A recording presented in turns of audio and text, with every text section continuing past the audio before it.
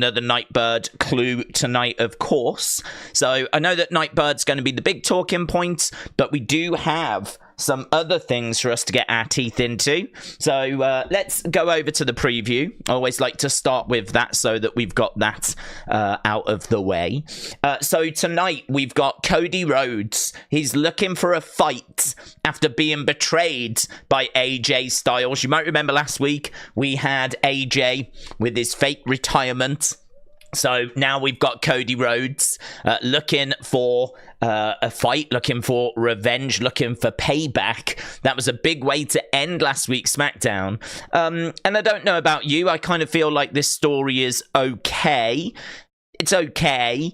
It was a little predictable. I don't think too many people were falling for it. Obviously, we don't know if the casual fans were falling for it.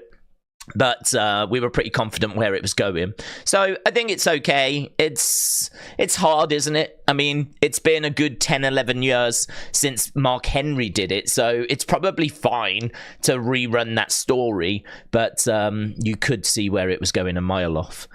Then we've got Solo Sikoa. He is anointing Tonga Loa into the bloodline. So we've got Solo anoint. I don't not quite know what that means. I mean, it means that he's going to be inducting. He's going to be officially bringing him into the bloodline. I mean, I thought we'd done that anyway. But yeah, well, let's see what that segment looks like, because normally those segments are quite tasty. Normally those segments have got a little extra firework to them, so we'll see what that brings. Then we've got Jade Cargill taking on Indi Hartwell. Then we've got Apollo Crews taking on Angel Garza. And then we've got Johnny Gargano taking on Grayson Waller. So we've got 3 matches and 2 segments and a QR code, all to try and squeeze it, and surely other things as well, to try and squeeze into a 2-hour show. So very excited for that. Should be a really good SmackDown. And I want to get into the chat as quickly as we can, because I feel like people are going to want to talk about lots of different things, and I want to get to as many different subjects as we can. Connor Rigby, shout out to you, said, Days, have you seen that Vince has been banned from the WWE headquarters? I did. We do a show, which unfortunately we've not been able to do every day, called Unseen. And in that kind of daily video, I try and round up all the talking points from the day. It's normally about half an hour, 40 minutes long, and it's kind of quick fire in a way. I mean, we tend to get through like 30, 40 different things within that time. So it's like every minute we're talking about something different. I think it's a really good video series, and I saw that the most recent one had really kind of caught people's attention, if you will. So a big thank you to everyone that checked that out, and I hope that people enjoyed it. I thought there was some good stuff in the latest one, the one that dropped late last night. One of the things was that Vince is banned from his headquarters, so he can't even go into the gym that he designed. And you know, I think that it's understandable considering the allegations that he is facing. He doesn't have any connection with well, he has many connections, but he doesn't really have any reason to be going there, shall we say, at the moment. I think right now he should be putting his full attention into dealing in the legal situation that he's in, and obviously trying to clear his name. So yeah, I mean, look, big picture, it's a real shame, to be honest. I mean, I grew up with Vince. Vince was the guy that gave us Undertaker. He gave us WWE in many ways. Without Vince, I don't know that we wouldn't be here watching this together, because I don't know that WWE would have survived. It could have been a very different timeline. I think without Vince, it's not unreasonable to think that WWE would have not moved with the times, would have stayed where it was in the early 80s. And then I think we could have seen Ted Turner buy in Jim Crockett Promotions, getting WCW up and running. And we know that even with Vince, WCW was winning the war. I think that a different timeline, it could have been that WWE is something that went bust in the 90s. I think a different timeline without Vince means that we might be sitting here now watching completely different company, probably WCW, unless that went bust at some point. I mean, who knows? By this point, there might only be like TNA and AEW that would be around. But you can never know as to how things would pan out or play out, but Vince's impact on wrestling is undeniable. What he did to wrestling, probably the biggest impact anyone's ever had, probably the most important person in the history of professional wrestling. And you kind of look at that and you go, man, that's just what a contribution, what a thing he gave the world. And you might not have agreed with his booking, but he did give you Hulkamania on the scale that it became, and he did give you the Undertaker, and he did give you, you know, the Attitude Era, and he did give you, like, you know, he got the best of the best, put them all in that company. So from a business point of view, like, you kind of look at it and go, man, he's the guy, he's the man, he's the GOAT. But then you hear about what is alleged to have happened, and you're absolutely appalled. And so, you know, then, like, you kind of have this weird feeling, don't you? So it's a horrible situation. I know there's a lot of people that are just, like, completely done with Vince, and I'm happy to not see him return. But I've still got these kind of mixed emotions, if you will, about watching old footage and seeing him. Because, like, I see him and I see two guys. I see the guy that gave us everything, and I see the guy that did these horrendous things. I think there's people that feel the same way about Benoit. I mean, I don't know if what Vince is accused of, it can be classed as the same level as Benoit. I mean, Benoit, you know, apparently killed a kid, his son.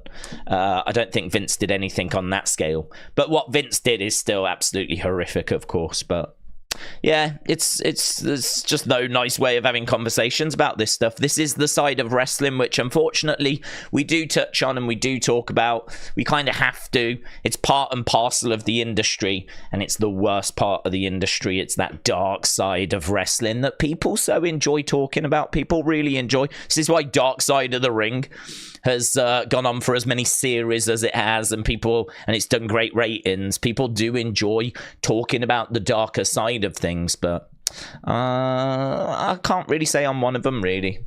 I'd much rather talk about the great matches, the great moments, the great storylines, and all that kind of stuff, rather than the darker side of things. That's why I've never really gone into that. There's not really that content on the channel, you know, talking about all that kind of stuff.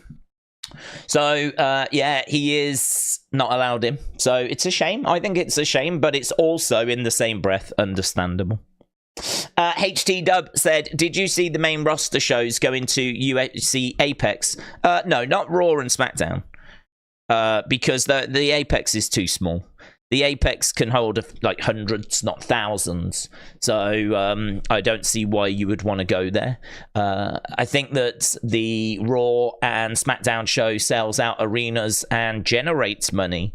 I think it's the house shows that struggle. But you wouldn't do a house show. I mean, I suppose you could run a house show in the Apex if you so wanted, but you would still be losing money because you're paying really for all of those superstars to get there. And then what money are you getting back? You're just getting, you know, a few hundred ticket sales. I mean, you're not going to do that, are you?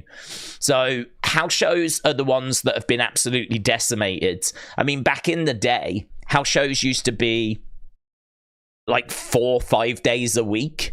Now it's 2 days a week. It's Saturday, Sunday. That's it. So, like, that's all they do now. So they do Raw and they do Saturday, Sunday. So it's a 3-day working week. And it's more than that because, of course, there's interviews and travel.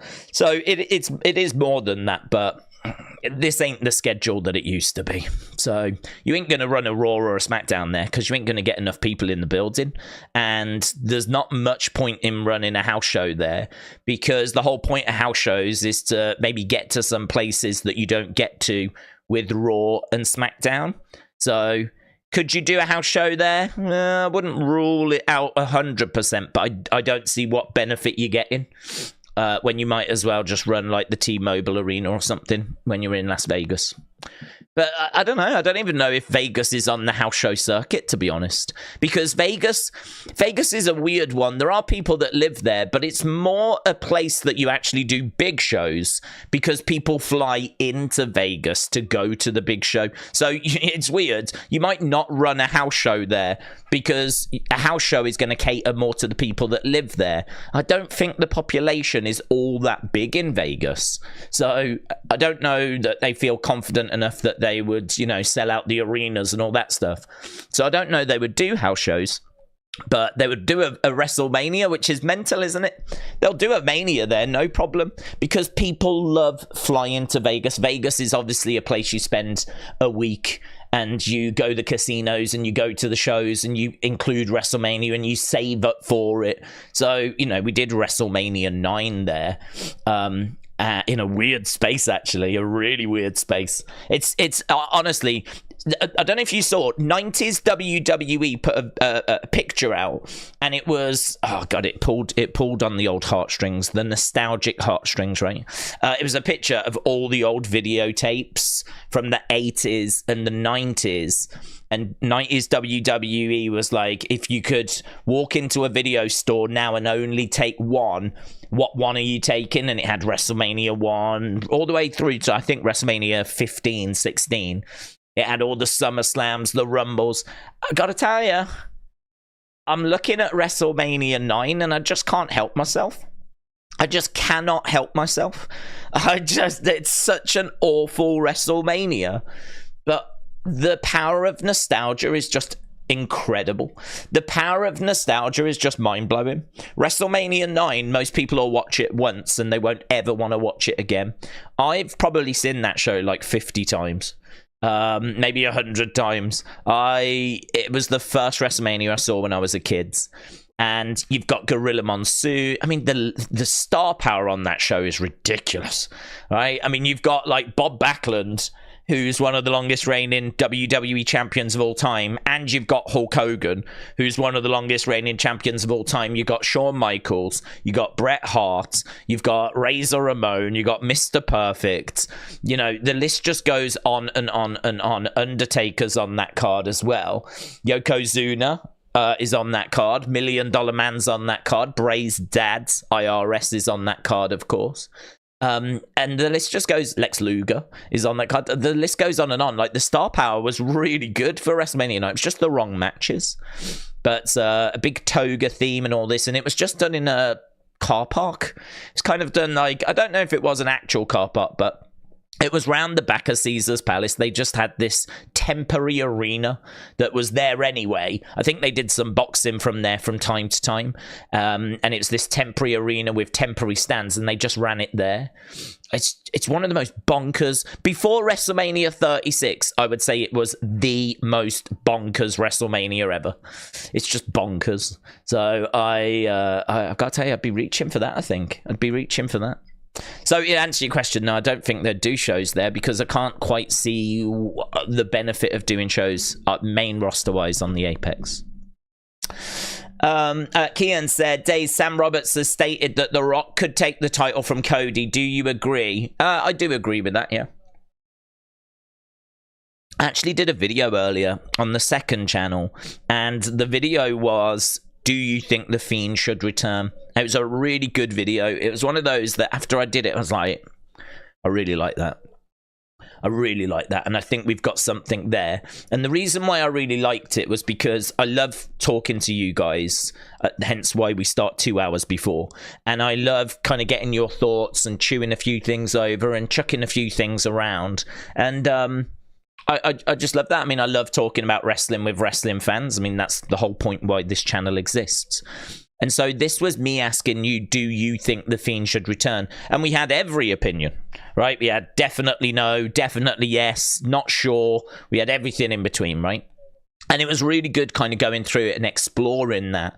And I definitely want to do more of those. I definitely want to do more of those kinds of videos. So after I did it, because I'd already recorded it and uploaded it, I was like, okay, if we're going to do more, what should the other questions be? And actually, I might ask you guys as to what the questions should be. I might even put up a little thing over there that's like a thing in the tab, the community tab. What questions would you like us to tackle? And one that I wrote down about 5, right? But one I had was who should win Money in the Bank.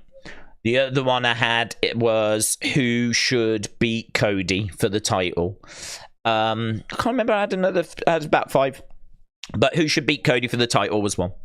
And honestly, the names that I was thinking was The Rock, or I don't mind AJ getting a little run with it. I think as long as Cody gets it back, because I don't know if we're doing Cody Rock at SummerSlam. The streets are saying that's going to be WrestleMania. So, you know, do you do like AJ beats Cody at Clash and then you get the belt back from AJ at SummerSlam? Like, it really is just like a couple of months that he has the belt. Maybe not even that. Well, yeah, it'd be a couple of months, wouldn't it? And then, like, Cody gets the belt back at SummerSlam, wins it back at SummerSlam. I don't know if you do something along those lines if we don't have The Rock for SummerSlam. I mean, I think that there's a chance of that because I think AJ's career is coming to an end. I think there is a lot of people that would like to see him have one more run with the belt. And, I mean, depending on how that goes, you could always delay putting the belt back onto Cody. I mean, it could be a case that Cody actually goes into a different feud and can't quite get to AJ and can't quite get that belt back, but does kind of win it Survivor Series or something like that, right? So I think there's a very small chance that AJ might be able to do it. I think the fact that he's already had a go and we knew he wasn't going to win, now they're going to the well again. This one, I'm not as confident that Cody does win. Like, before I was 100%, now I'm 95. So, do you know what I mean? All of a sudden, there's that little bit of doubt that's snuck in. Like, will they have Cody beat AJ twice in quick succession? You know, this is AJ's last run. We know that the end's coming. It's just that little bit of doubt. So I think AJ has got a chance. But yeah, The Rock's definitely got a chance. Because, to be honest, I think that The Rock winning the title in this kind of final boss form, he's so over. You know, I mean, he really brings the star power. He's one of the most recognizable men in all of the world. And I think that you couldn't do it. You couldn't really do it whilst Cody was trying to finish the story. But the story's done now, isn't it? That's it. It doesn't matter if he loses the belt now. That you can't take that story away from him. He's done it. He has won the belt and put it in his mom's arms. He's looked up at the heavens. You know, it's done. So really now the shackles are off. We can sort of do whatever we want. You know, if we want to put it on The Rock, we can put it on The Rock. If we want to put it back on Roman, we can put it on Roman. If we want to give AJ a little run with it, we can give AJ a little run with it. It doesn't really matter so much anymore. Before, we were just so tunnel vision, finish the story, finish the story, finish the story. Well, it got finished. It got done.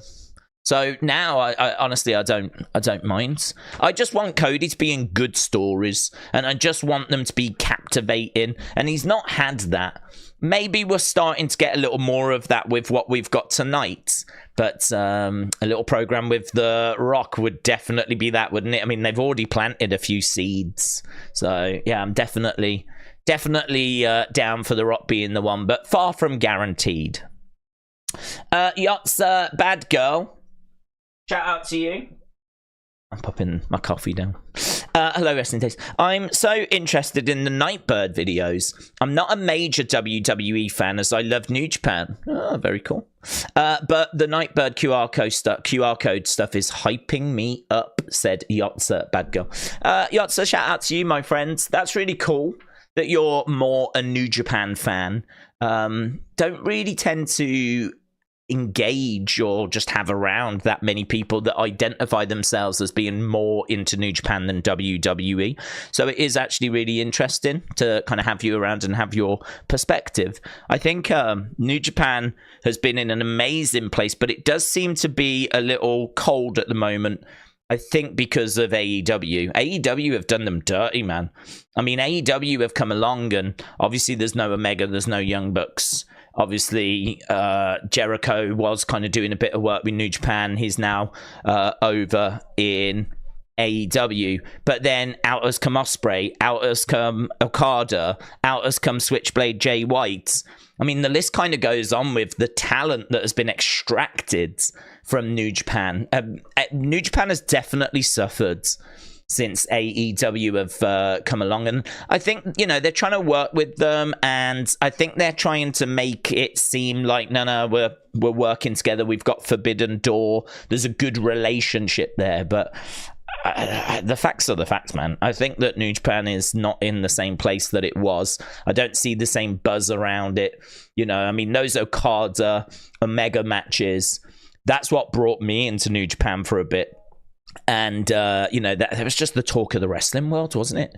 Really was. I would love to see some wrestlers go over there and kind of get that kind of hype again. I mean, I can't even really tell you what's happening in New Japan now. I love Naito. I know that he was the champ at Wrestle Kingdom, but I believe he's lost the championship since. Didn't he lose it to Moxley, actually, for a little bit? Is Moxley the champion? I don't even know. Moxley, I think, did have the championship at one point, but I think he might have dropped it. But anyway, cut a long story short, I would love to see them get back to their kind of 2016, 2017... that kind of glory. Kind of felt like a lot of us over in the West were like, what's happening over there? Having a good look at what was happening over at New Japan. So I hope they get back to that. In regards to, and I think they will as well, what you find with New Japan is it is cyclical. So they get really hot and then it'll cool off, and then they'll go back into another hot period and then it'll cool off. So I think we've just been in a bit of a cool period, but I'm sure there's some great talent that's coming through. I'm sure they've got some wrestlers that are going to be able to fill those holes, but probably just going to take a bit of time. But in regards to Nightbirds, I think the Nightbird campaign is amazing. I think it's very different. It's very hard to point to anything else in wrestling that I'm aware of that has been similar. So it's very unique. And obviously you get a lot of investment, a lot of online chatter as well. I mean, this is a campaign that's perfect for social media because obviously people can share their thoughts. If you'd have run this back in the 90s, it would have been a very different results. You know, I mean, we wouldn't even have had the technology to have done it, would we? I mean, even our mobile phones scanning QR codes, I mean, you couldn't have done that. There was no technology that would have allowed you to have done that. So this wouldn't have even been possible. So we couldn't have done it. But, you know, social media and people talking about it and sharing their thoughts and sharing their theories, and I think it thrives in this current world with the technology that we've got, mobile phones, Twitter, the ability to share images, the ability to click on links and go to different web pages, you know, and they've took full advantage of it as well. We've gone to WhatsApp, we've gone to Twitch. They've killed it, haven't they? I mean, go back a few weeks and I was a bit nervous saying that this was better than White Rabbit. There's no nerves now. This destroys White Rabbit. We've done this before and it was called White Rabbit, and White Rabbit was a lot smaller in scale, but this batters White Rabbit. I mean, honestly, it cooks it. So I think I agree with you. I think this has been amazing. I think it's been an incredible campaign. I just hope they can keep that enthusiasm going when the group debuts. I think there's lessons that you can take from this that you can put into the storylines. So obviously people like mystery. They like things that they need to try and work out. I don't think you necessarily have to have QR codes. I don't think it's the QR codes that people enjoy particularly.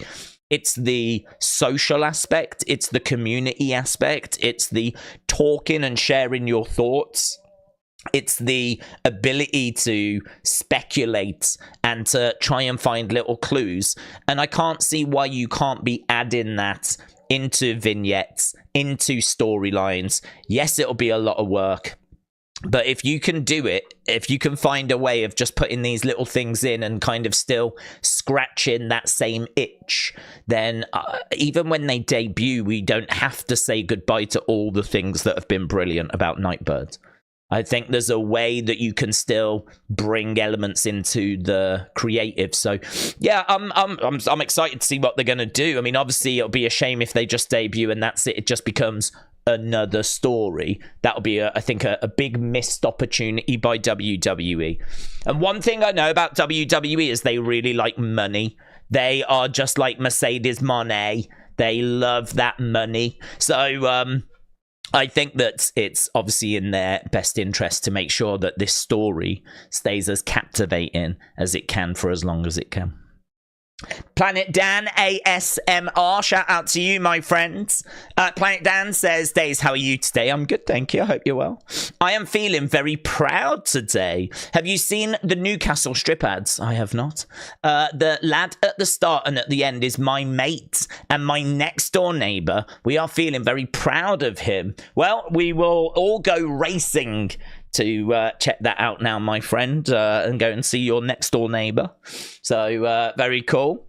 No, I haven't. I've to be honest been obviously getting set up for the stream, and England did distract me a little bit.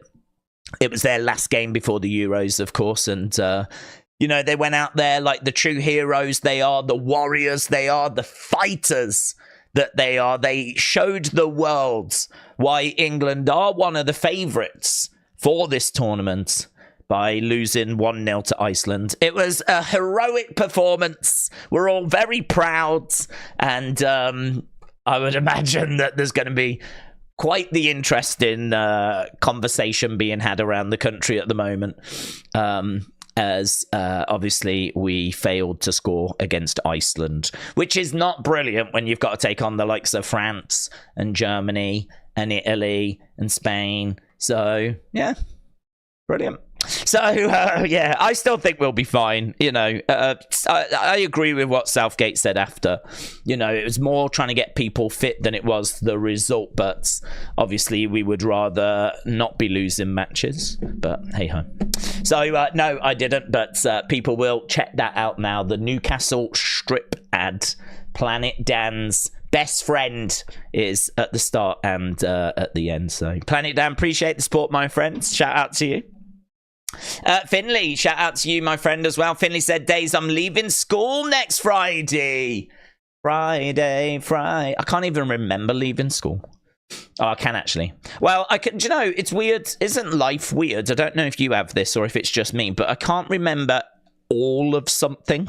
So if I go back to when I left school, this will be a good tip for you, actually. It's a bit different now. Back in my day when I left school, didn't have mobile phones, right? So there was no, like, you could take some pictures, you could have a camera, but you know what I mean? I was a boy. I ain't going to walk around with a camera taking, like, smile, let's have a picture. That ain't happening. It's a lot cooler to just go, yeah, should we do a selfie? Because I've got it anyway. Should we do a selfie? You can get away with that. But I don't think that, you know, when you was leaving school, when I left school, I don't think you can be like, oh, I've got a camera. Like, nah, people are going to, you know, think you're a dweeb. A nerd. You're a nerd with a camera. But now it's fine. Everyone's got one. So I don't have pictures of that moment, unfortunately. Which I do kind of regret now, of course, because I didn't want to be a dweeb. But it's weird, isn't it, how I can think back to my last day at school. There's literally one moment that I can remember from it, and that is it. I can't remember anything else from that day, apart from one moment. And it was just a moment where I was stood on the playgrounds with a load of, like, kids in my year, all had their just shirts on, right? I mean, which was quite unusual because in our schools you have to wear a uniform, you have to wear a blazer, a tie, a shirt, trousers, like you have to look smart. It's good. I mean, I'm all for it. I feel like there's probably an added level of pressure when you have to wear your own clothes, that you have to look cool, whereas that was never there when you have to wear a uniform because everyone wears the same uniform. And I like that. I was totally on board with that. I think it works better. I'd much rather that than having the pressure of I better wear the latest sneakers. I'd better wear the latest t-shirt design or whatever it is, yeah? So you just wear your shirt, your blazer, your tie, you look smart and everything. Well, I mean, like, the last day, everyone's got their blazers off, and people are signing the shirts. And so, like, everyone's signing each other's shirts. And I just remember being in the playground with all these white shirts around me and people signing everything. Just sort of looking around going, God, this is weird, man. This is weird. Like, it was a weird visual. Just, like, all these people. And because, like, obviously, normally on a normal day, people are going to get food, people are going to the ice cream man, people are running to play football, people are having little chats in the corner. So people don't really congregate all in the same area. They're off doing things.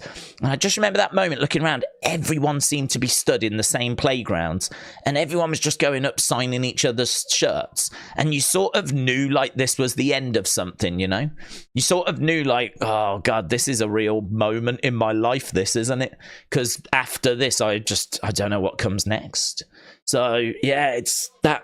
What I would say is try and get pictures, try and take as much in as you can, and try and enjoy the day, and see if you can, like, you know, try and remember as much as possible. It might sound really lame, right? But part of me wishes I'd kept a journal throughout my life. I wish that each day I'd just written down, even if it was like nothing happened today. Even if it was just like, played video game, played football, not much happened. Even if it was just page after page of that, at least I would know what I did. Because memory-wise, little conversations like this bring things back. But, you know, my memory's atrocious, man. It's rubbish. I can't remember. I just don't have a good memory for remembering, like, my life. So I better start writing my autobiography. That's the takeaway. Anyway, I got distracted. So Finley said, I finish school next Friday. Can't wait for the massive summer for WWE. You created a place for people like me who don't have anyone around who's into wrestling. A place that we can chat and talk. So I just want to say thank you. Oh, Finley, you've just stole my heart, haven't you? You dweeb. Nah, that's awesome, man. I'm really pleased. I mean, I grew up being that person as well. Well, tell a lie, there was one person at school. I was aware of one other person in my class at school that was into wrestling. And I remember that we would do like wrestling quizzes where he would ask me questions, I'd answer him. I'd then fire back, he'd answer him, and we'd be like, because we came from different primary schools, so we didn't know each other. So when we went to secondary school, we both thought we was, you know, there's not anything about wrestling I don't know. Yeah. And he felt the same. And so like we were like bitter enemies where we were circling around each other like, oh, you think you know, do you? When was the first Royal Rumble? Who won the first Royal Rumble? And like, Big Johnston. No, it wasn't Big Johnston. Oh, everyone thinks it's Big Johnston, but it's not Big Johnston. There was actually one in 1988, right? And actually, you can go back before that as well. And so we were just circling around each other, like doing stuff like that. And because I was a dweeb, I was a nerd. Yeah, I was trying not to be, but I was one. But so yeah, I'm aware of kind of growing up and not having that many people to talk about when it comes to wrestling, right? I'm aware of that. I've been through that. So all I can say is that I think that this generation is blessed not to have me, or this place, but just to have the internet. Because, you know, there's so many forums and communities and places that you can go and kind of share your passion and your knowledge, you know. But as I said earlier, like, I really want to make sure we're digging into people's thoughts. Because as much as I'm answering Finley here and I was answering Planet Dan before that, I know there's people like, here, look, James saying, Days, you're still a dweeb. You know, there's people firing and I can't get to these comments. I mean, I wish I hadn't just got to James's, of course. But, you know, I want to speak to as many people as possible. This is why I think those questions and answer videos, the opinion videos, all that kind of stuff, I think that can just take a little bit of weight from the stream. Because I think long ago I abandoned the notion that I was going to be able to answer everybody. It was always my intention was to try and answer everybody, but now I just try to give the best answers I can. And then we'll use other platforms, other things to try and get the volume up, you know. So Finley, you are a legend. I massively appreciate the kind words, and whatever year you're in, wherever you are with your school journey, I wish you nothing but the best, my friend. Even if you're going, I mean, in the UK, if you're in year 8 and then you go to year 9, in my school, you move to a different form. Year 7 and 8 was in one building, but 9, 10, 11 was in a different building. So even though you did primary school up till year 6, as soon as you finish year 6, year 7, you're in big school, you're at secondary school. That's a big move, man. That's a big move, right? Going from 7 to 8 is fine. I was in the same building, the same class. But as soon as you go from 8 to 9, that's a big move because you change to like the final stage. We went to a different building with a different teacher, and things seemed to, everything leveled up, if you will. I suppose it's your start of your run towards your GCSEs at that point. And then it's just, 9, 10, 11 is all GCSE stuff. And trying to figure out what you want to do with your life. Oh, God. I don't miss those days at all, Don't miss those days at all. They say that you'll look back on those days as the best days of your life. Nah. They weren't the best days of my life.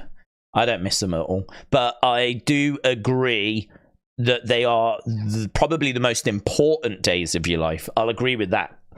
If I look back at, like, the most important time in my life, I'd say it was probably secondary school. And I should have figured out what I wanted to be when I was at secondary school. Not doing that is one of my biggest regrets in life, is not figuring out what I wanted to be. Because the problem was I drifted after that. And I didn't know what I wanted to do. And now I'm here doing this. Which is fine, actually. I'm quite happy with how it turned out. So, ignore everything I just said. Right, WrestleBuzz said WrestleMania 9 is absolutely my #1 nostalgia watch. Oh, God, WrestleBuzz, you and me, we're so on the same page. It's weird, innit? It's so weird. I don't know why. I know it's bad, and I'll never, ever say it's not. I'll never say, if anyone goes, that is such a bad show, I'll be like, I know it is. But it's just, everything about it is fascinating. The venue is fascinating. I would love to go to the ground that it was on, even if it's a flipping tennis court now, I don't care. I would just stand where WrestleMania 9 happens, which is round the back of Caesar's Palace, right, in their backyard, and I would just stand and look and go, God, this is it. This is where it happened. This is the ground that it happened on. I've got that much nostalgia for that show. If I ever go to Vegas, there is not a single shred of doubt in my mind. I am going to the exact location that WrestleMania 9 took place. If you've ever Googled WrestleMania 9, there are some amazing pictures that we've looked at on the streams before. Pictures that live rent-free in my head. There's an image that lives absolutely rent-free in my head, and I've shown it before, and I often think about it. And it often just pops into my head. And if I can find it, I will try and show it, because it is...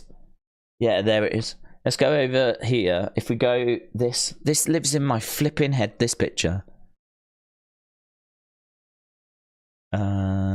Is it going to show? Oh, I hate these, because I never know where they are. Continue reading. It's this image here. And the reason why it lives rent-free in my head is, look how mental this is. It's not a proper arena. It's temporary stands. You've got a tennis court here, tennis court here, tennis court here, little swimming pool here, little building over here. Some kind of, that's where I think the wrestlers all got changed, and the locker rooms and everything, and then they came out and walked down the ring here, right? So was a temporary structure. But this literally is the back of Caesars. I mean, it's just mental that whole WrestleMania show was just done in this sort of temporary arena right in the back of Caesars. But look at all this open space. Look at all this nothingness that's around. It's mental.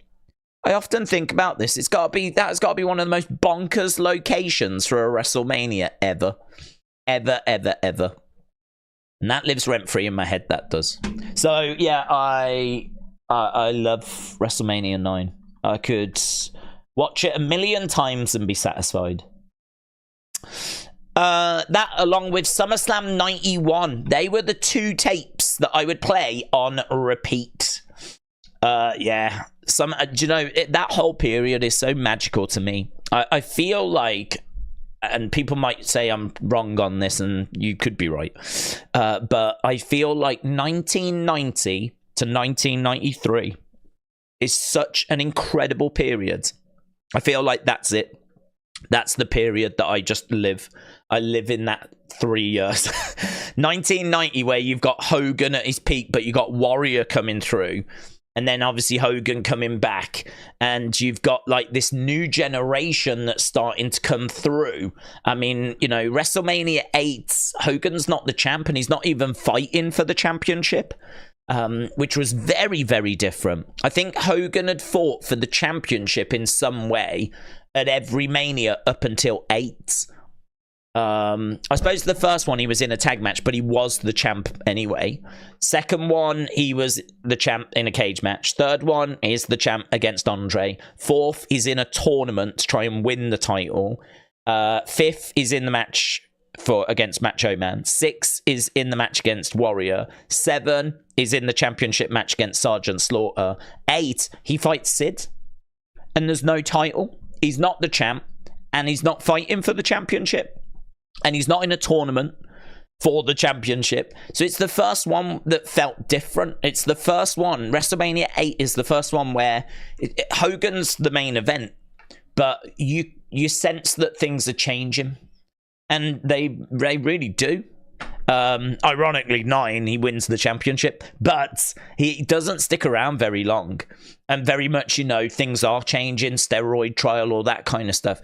I think that it's a big period of change. I think it's got, you know, I feel like the characters burn their brightest at this point.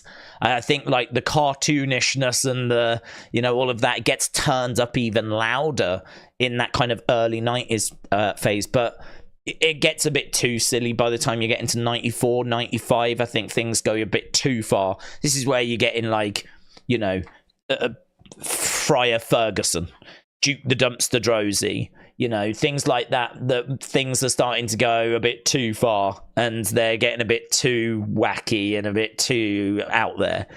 And then, of course, eventually we get to the Attitude Era, where we just completely change direction. But that period of like 90 to 93, I would say. You could include 94, I suppose. WrestleMania 10. It's hard to ignore WrestleMania 10, isn't it? So I suppose you could go up to 94, but I think there was quite a bit of bad stuff in 94. But WrestleMania 10 is a goated WrestleMania. I've got no time for 11. I don't like 11. I haven't got any time for 11. But yeah, give me 9, give me 10. Give me SummerSlam 91. Give me WrestleMania 6. I just love that period, man. Those are the 2 tapes I would watch on repeat when I got home from school, said WrestleBuzz. Let me know when you're having your next session. I'll come round, buds. I'll bring the beers. We'll get the TV on. We'll fire up. We'll do a SummerSlam 91 into WrestleMania 9. Doesn't that sound like heaven? SummerSlam 91 into WrestleMania 9. Oh, my God. That's my last day on Earth. The Real Demon Kitten, shout out to you, my friends. JP Ville said, I want Dexter Lumis to come back as Big Chungus. Let's go. I think we all do.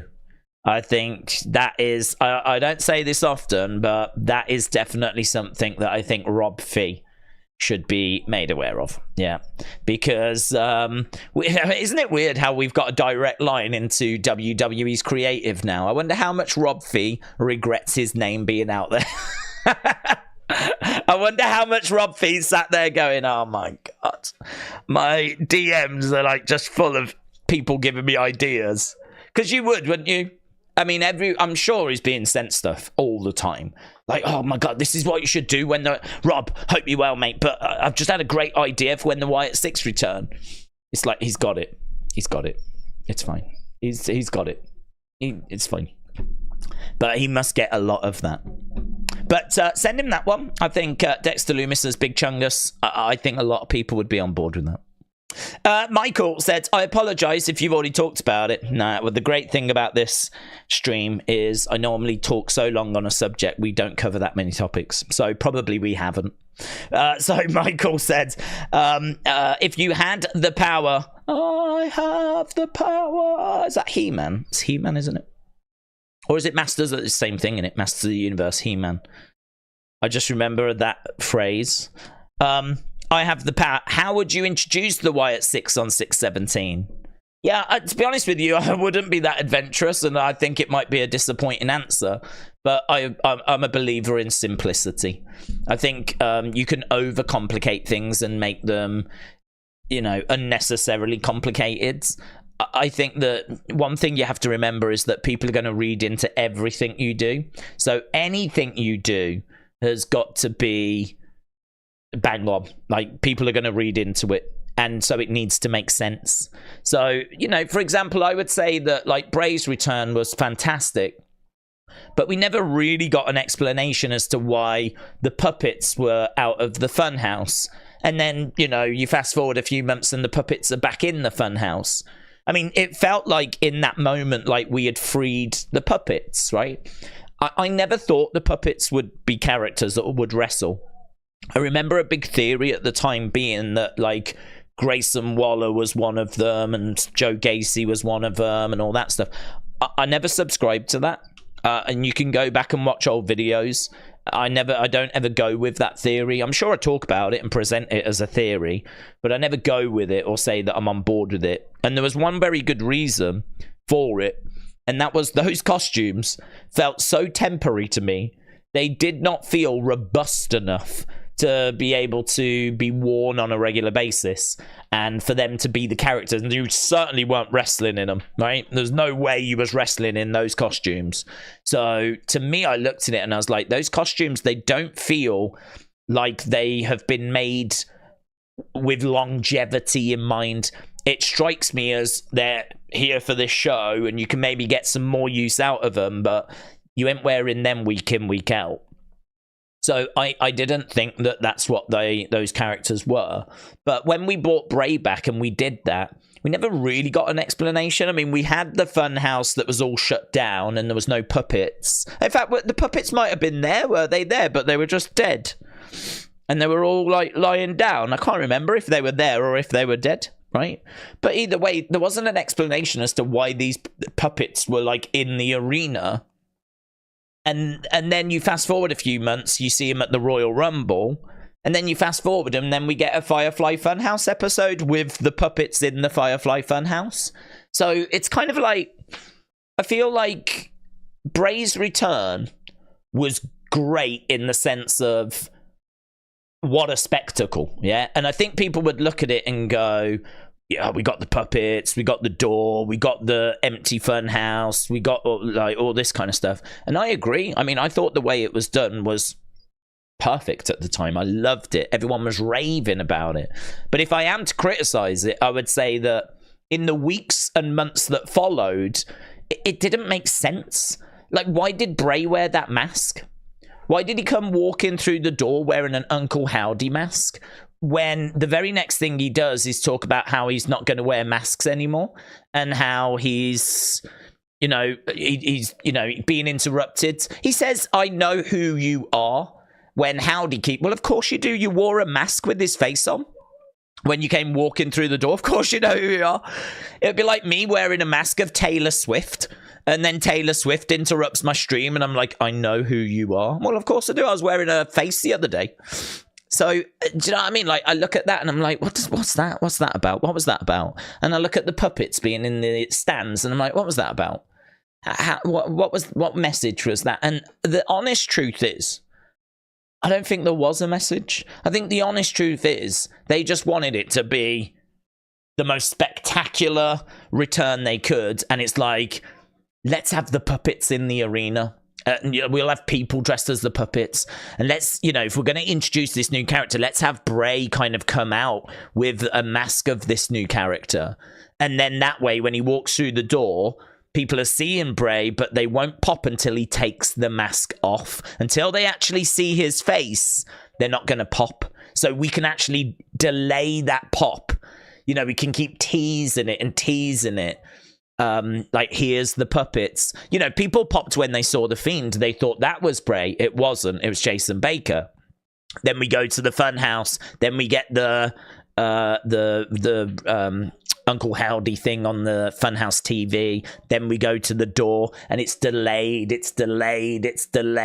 Then the door opens, crowd pops, but still we haven't seen Bray. Then Bray emerges, crowd pops, but he still hasn't walked through the door. Then he walks into the arena and we can actually see him. Crowd pops, but we've still not seen his face. Then he takes a breath, takes the mask off, and it's done. But it's just this building. You know, it just built so well. It was like, I feel like it was done for show. I feel like it was done for that moment. And I'm not down on that. It sounds like I'm down on it. I'm not down on it. I just wish that in the months and the months that had followed, you could go back to that and go, that's why he wore the mask. That's why the puppets were in the stands. That's why the burnt Fiend mask was... I mean, that didn't make sense. Why was the burnt Fiend mask on the desk? I mean, that was meant to be his... Was that not meant to be him? Like, why was that just on the desk? Like, what relevance did that have? But it was just for show, wasn't it? It was just to bring Bray back. It was just... That was it. So if I had the power to bring this group in, I would say, let's try and run from that same hymn sheet. Let's try and sing a song from that same hymn sheet where it builds, and we tease. But I would definitely do it where a few weeks or months later, you could go back to it and go, that's why they did that. That's why they did it in that order. But I wouldn't have them attack someone. Definitely not. Definitely not. There's lots of theories where it's like, oh, such and such will be in the ring and I'd have them attack them. No. And this is the reason why. The most important thing is to bring them in. That's the most important thing. We've got to bring this group in and we've got to present them and we've got to be able to see what they look like. I don't want them running to the ring. I don't want the talking point after to be, oh my God, did you just see they attacked Judgment Day? We don't need that. What we need is we need to see them together as the group they are, collectively looking around at the crowd as the crowd's going bananas. We need that moment. That's what we need. We need that moment. So I think it's important that we do this right. I think it's important that we don't overcomplicate it. I think it's important that they get time to stand there and shine. And, you know, I think it's important that we build up that tension as well. So I would definitely be taking lessons from Bray's return. I mean, I thought that return was excellent. But as I said, my only criticism would be in the weeks and months that followed. You could look back on it and you were left with a lot of questions, which may have been answered eventually. You never know, do you? And maybe we would have got those answers if Bray hadn't have left us. Maybe we would have got round to explaining why he wore that mask, why the puppets were out dressed as people, and what that was all about. Maybe we would have got those answers. I don't know. All I know is, to my knowledge, we never got them. And I don't know if we would have got them, but that's the learning lesson that I would have took, and I would try and tweak. So I can't map it out step by step, you know. But what I can say is I'd probably do it at the end of the show, like Bray's return. I would definitely include visual elements like we did with showing the empty funhouse. Maybe what I would look to do is put all the pieces together for you. So, you know, maybe I would look to try and tell you the story of Nightbirds, the QR code campaign. Maybe I would put the videos together and put in some missing pieces and do it quickly. I mean, I wouldn't show you every video, of course, but I would take the key moments from, you know, different things that say, I'd give you a moment from the therapy session. I'd give you a moment from the note writing. I'd show you the notes being delivered. I would show you the wrestlers reading the notes. I would show you the people meeting together.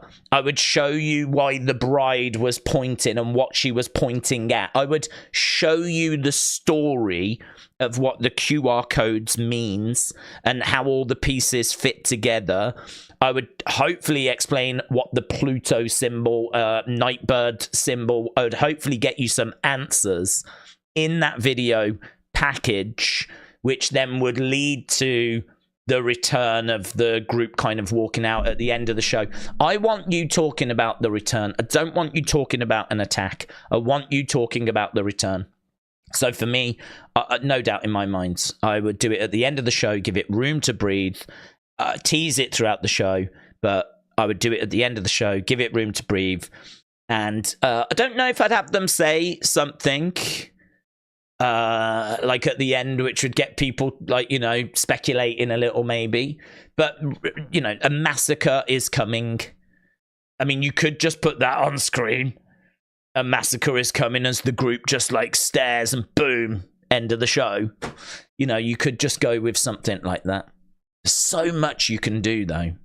I feel like there may be a video in how would you bring them in. We've done a video on who would you have them feud with, but I don't know that we've done a video like how would you bring them in. I think that's one that people would really enjoy to get their teeth into, so we might have a little look at that next week. That's a good shout, that is. So, Michael, shout out to you, my friends. Aaron Harahan, you going to Clash, aren't you, buds? If you are, have a great time. Said, yeet, yeet, what? Holla, holla. Thank you. Thank you. Do you think Gable resigns? Yeah, why wouldn't he? Why wouldn't he? Why wouldn't Chad Gable resign? I mean, right now he's kind of sniffing around that IC title. I think if you're WWE, you might say to him, resign, we'll give you the belt. And we'll give you a run. And we're looking to put you with the Creeds. And we've got plans for you. I mean, do you throw that away now? I mean, if this was Vince and he was not being used, yeah, why not? What have you got to lose? Cash out, see what AEW can do with you. I mean, you could absolutely do that, but I mean, we see the half-empty arenas all over the Twitter thing, right? And again, this isn't a knock of AEW. I always have to say that. It's not a knock of AEW, but it doesn't look good, does it? Right? I think we can all agree, even if you're an AEW fan, it would look better if those venues were full, right? Well, the wrestlers see that as well.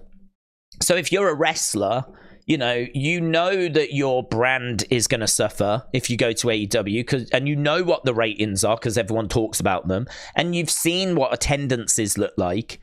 So the money is the big draw, and also the way that you're going to be used is obviously the big draw. But, I mean, WWE has got a much bigger reach. If WWE can give you money that's relatively close and they've got good creative on the table, why would you leave? Why would you leave? If you're Chad Gable, why would you leave?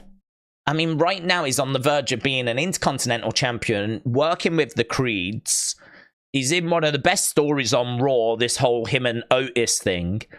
I think that I can't see why he would walk away, to be honest. I mean, it is true. If once you've signed, WWE can very quickly, change their direction on you. For example, look at Shinsuke. So my understanding is that last year we were doing some amazing stuff with Shinsuke, where we were showing like those promos backstage, showing Shinsuke as like this problem for Seth. I know about your back. I know about your weakness. And, the way we were presenting Shinsuke was fantastic. And then all of a sudden this year, he's gone 1-39. He's won one match and he's lost 39, right? He doesn't get featured on TV that often. and it's just completely different. And the reason as to why that's happened, I believe, is because, guess what? At the end of last year, we were trying to convince Okada to come and join. Hey, Okada, come over to WWE. Look at what we're doing with your friend, Shinsuke. This is how we can present you. We're really good at presenting Japanese superstars now. We know what we're doing. We do these backstage promos. No, we're really good, aren't we? Look at this. We've solved it. It's not Vince anymore in charge, Okada. Now we know what we're doing. Oh, look at how popular Shinsuke is. This could be you, Okada. Oh, you've chose AEW. All right. Shinsuke, stop doing what you're doing. You're going to lose now. Shinsuke, get back to jobbing. It didn't work. So I believe that's why we did what we did with Shinsuke. So it is true. As soon as Chad signs that contract, he might not be around the Intercontinental title anymore. He might not be around the Creeds anymore. Might be like, oh, you've signed up. Yeah, right. Get back to main event. Have you heard of WWE Speed? And that might be his future. So he does have to bear that in mind. But I don't know. I think there's a good solid plan in place, actually, that's working at the moment. And certainly if they put the Creeds with him, I would say that the next 6 months at least, maybe all the way up till WrestleMania, I would say if he re-signed, looked pretty good for him. So no, I think he re-signs. I'm going to say that he re-signs. You watch now, he won't. You won't. Just to make me look foolish. But no, I think he will. Wrestling Russ, shout out to you. Said hello from Louisville. Smackdown. Smack Days. Don't recommend that. I've tagged you in a picture and I hope that all is well. Wrestling Russ, shout out to you, my friends. I will have a look at... let's go over to the study, guys, briefly. Wrestling Russ has sent some over. We've got a picture there of Bray. Oh, there we go. Found it. Ooh, look at that. There we are. Feel like I'm there. The top section all topped off of it. It looks like it's all topped at the top. So it's a little shame, isn't it? I'm sure it's still a good crowd, though. I mean, I'd imagine that they've probably sold these tickets that have all the seats that you can see. But, oh, yeah, love that, buds. Thank you. We're giving us an inside look at what it's like in the venue. So, hope you have a great time. I mean, I genuinely think the show tonight looks good. I genuinely think it looks good. We've got, obviously, 3 matches tonight. Some decent star power. Big Cody, AJ... segments, solo segments, enrolling Tonga Loa should be interesting. Those kind of segments normally result in something significant. So, you know, we've got a few bits going on. So, yeah, I hope you have a really good time. I'll retweet it. I'll quote tweet it. Have a great time. Also, don't fall. It's good advice, isn't it? Because you do look like that. If you tripped over this here, you could go boof, boof, boof, boof. And I don't know, is that... I suppose that's not a bad height for a gate. Is it right there? Is that the gate? But if you somehow trip here, like say you stand up, someone's got a load of drinks, and you stand up and somehow you go, oh, boof, doof, doof. I think that would save you, to be honest. But if not, it looks like a long way down. So stay safe. Stay safe. So, yeah, have a great time. Wrestling Russ. Thomas Morehouse. Shout out to you, my friend. Been a member for 44 months. That's longer than I've been here. He joined before there was even a channel. So, Thomas Morehouse, shout out to you, my friend. And here's JB going 7 months. It's not as good, though, is it? I mean, I would say congratulations to JB, but when you have to follow Thomas Morehouse, who's been a member for 44 months, and then you come in celebrating your 7, I'm just saying. Sounds harsh, doesn't it? It sounds harsh. But there's levels to this game, right? There's levels to this game. I would say right now you're an elf. But like Thomas Morehouse is like Grand Wizard. Do you know what I mean? Grand. I wish there were levels like that. I wish you could become like Grand Wizard and Elf and all of that. We could do wrestlers, actually, couldn't we? So we could have different wrestlers at different stages. Like, yeah, I'm at the Andre the Giant level. Come on. You're like, oh, no. I'm at the Maxine Dupree level. Ah. Oh my god, I'm at the Liv Morgan level. Oh god. I think that means I do drugs. I don't know. Certainly means that I've got a thing for Dominic Mysterio. I might look at that and see if I can name the levels. That'd be pretty fun. So, JB, shout out to you. Only having fun. We're only having banter, mate. Thomas Morehouse, though. I see you, bud. I see you. Connor says, how long is Seth Rollins out for? Well, he's already started working out, so we should hopefully see the return relatively soon. CBF Music said, what are you hoping will be in the QR code tonight? I'm going to be honest, I really would like some answers. I'd really like to be making some progress. I really feel like a lot of these things just send us round in circles, you know? Considering the amount of brain power that the community has, and when I say community, I'm talking the wider community, yeah? Not even our community, but the wider community. I don't feel like we've made big strides forward with the Nightbird campaign. We still don't know who the bride is, for example. We still don't know why they keep going around these people's houses, or even whose houses they're meant to be, right? We know they're Rob Fee's house, but we don't know why Uncle Howdy's going round. We don't know whose house it's meant to be. And if it's meant to be Rob Fee's house, why is it meant to be Rob Fee's house? Obviously, we don't know if the therapist has got any more involvement, or whether she was just done to further the story along. We've still not seen the clip of her meeting, because she got taken so that she could meet them, right? And obviously then we saw her saying, I'm back, I can't believe how much people miss me, and all this kind of stuff. But we've not seen her actually meeting them. So I don't know about you. I really feel like I would love that. I'd love to see her meeting them. That would be awesome, right? Even if we don't see them, they're just sort of in the dark corners, one in each dark corner of the wooden shack, you know? I don't know quite how you script that, and I don't know quite how you get that across, but I would love to see what she went through, yeah?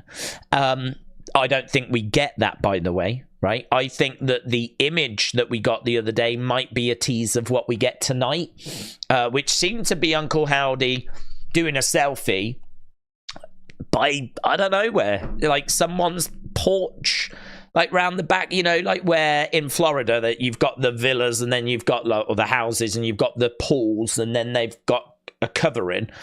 I kind of feel like he was maybe next to the outside of a house, and it had like that covering. I've been to Florida recently, and we stayed in a place like that. And I can tell you there's loads of places in Florida like that. Most houses in Florida are kind of like that, where you've got the house, then there's a pool at the back, and then it's got like mesh covering. It keeps like insects away, because obviously there's a lot of insects around, and you don't want insects around you whilst you're like sunbathing. So it's got like this mesh covering, this mesh walls, and it's like a giant insect net that kind of is over your back of your house, really. And every house in the area has got that, and lots of different areas have got the same kind of setup. It's just like a generic way of building the houses in that area, really. I sort of get the feeling he was maybe outside next to a house, kind of next to that mesh thing. I get the feeling it might be something like that, but I don't know. And it could be Rob Fee's house again, because everything seems to be happening at Rob Fee's house. So I don't know that we get that video. I'd love some answers. I would love some of the missing pieces here. I don't know quite what questions we've got. That might be another good video, you know. What questions have you got about Nightbirds? I know who is the bride would be a big one, right? I know that would be a big one. But maybe I should do that. Other than who is the bride, what questions do you have about Nightbird? That might be a good video, actually. I don't think we can answer them because I've got questions as well. But I think if we were to take the bride one out and go, other than who is the bride, don't ask me that one because we don't know. It's one of 3 people. It's the therapist. I don't think it is. I think it's really between 2. I think it's either Nikki or Alexa. I'm leaning Nikki, but I'm only leaning that way. I'm not going that way. I'm just leaning that way. But other than that, yeah, what other questions do we have? I think we could definitely do that, you know. I'm going to write that down. If I get time, I might do that after the show. I don't know. Maybe I'll do that Sunday. I don't know. What questions?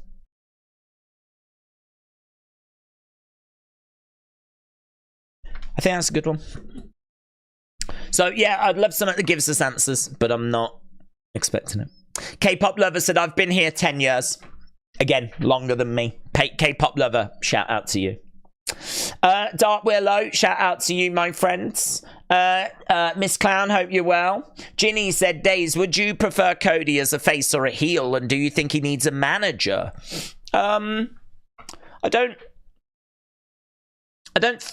don't mind him having a manager. If he had a manager, I'd give him probably Brandy, just because what other managers have we got? I mean, you could give him Zelina or something like that, but I don't know that you could give him like Paul Heyman. I think Cody's not the biggest of guys, so I sort of feel like it works better if there's like a smaller person with him, you know? Brandy being his wife, you know, she could do something. There's obviously be a connection there. The great thing with her being involved is that people can attack her. You know, if Karrion Kross steps up to Cody, Scarlett could knock Brandy all around the arena, right? And that's obviously going to bring a very different dynamic. But I don't know that that works long term. I mean, the thing is, Brandy was not popular in AEW, but then I think she was trying to do stuff that she wasn't quite ready for. She was trying to wrestle, and she just wasn't very good. And people knew she was only getting that opportunity because she was Cody's wife. So there was sort of this like, you're blocking someone else that would be better at this. But I don't know that that would exist if she was a manager. I don't know that people would look at her being a manager of Cody in particular and say, oh, you're stopping Zelina being that person, because it would make sense, wouldn't it? Cody would probably want his wife to be that person, and obviously if she gets attacked, that's going to have extra emotional impact to Cody. That's his wife, so you know, a feud with Karrion and like Scarlett attacking Brandy, that could be real interesting. That could be real interesting. So I don't know about a manager, but if I was going to go that way, that would be one of my first thoughts, just because I know there's so much I could do with Brandy being involved. You could end up doing a mixed tag match, you know? I would not have Brandy doing a singles match, because that's the trouble we got in when we were in AEW. I really think people looked at her, saw how limited she was, and they were like, she's only here because she's Cody's wife. And that doesn't really look good, does it? But as a manager, it doesn't really matter. You're not really blocking someone else if you're a manager, because we don't really have managers. So it's not like, oh, it would be better if it was... Who? Do you know what I mean? Who else would you put there? What other managers do we have? We don't. I mean, Heyman's a wise man. He's connected with the bloodline. He's connected with Roman. I don't think he would jump ship and start talking for Cody. So, and plus also Heyman associates more with heels. I mean, it's going to be really interesting to see him associate with Roman and a face. So, no, I mean, for me, Cody's a face. He's a top-tier, blue-chipper babyface. I mean, he's the guy that will be your best man at your wedding. He'll go to 5-year-old birthday parties. He's the story being finished, the son of Dusty Rhodes. He's as babyface comes. To me, I don't know why you would want to change him heel. So for me, is face all the way through. I think part of the problem is that because the story right now is not very engaging, people are like, oh, we need to mix this up. His title reign is failing. It's not as good. Let's turn him heel. And the reason why people think that is because turning someone heel is the easiest thing you can do.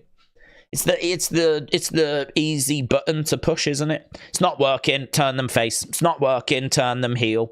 It's a lot harder to actually come up with good storylines, you know? It's a lot harder to sit there and go, right, it's not working, what do we do? But we need a good story for him. We need something that's going to really, you know, get people to want to watch and tune in. That's hard. That is hard.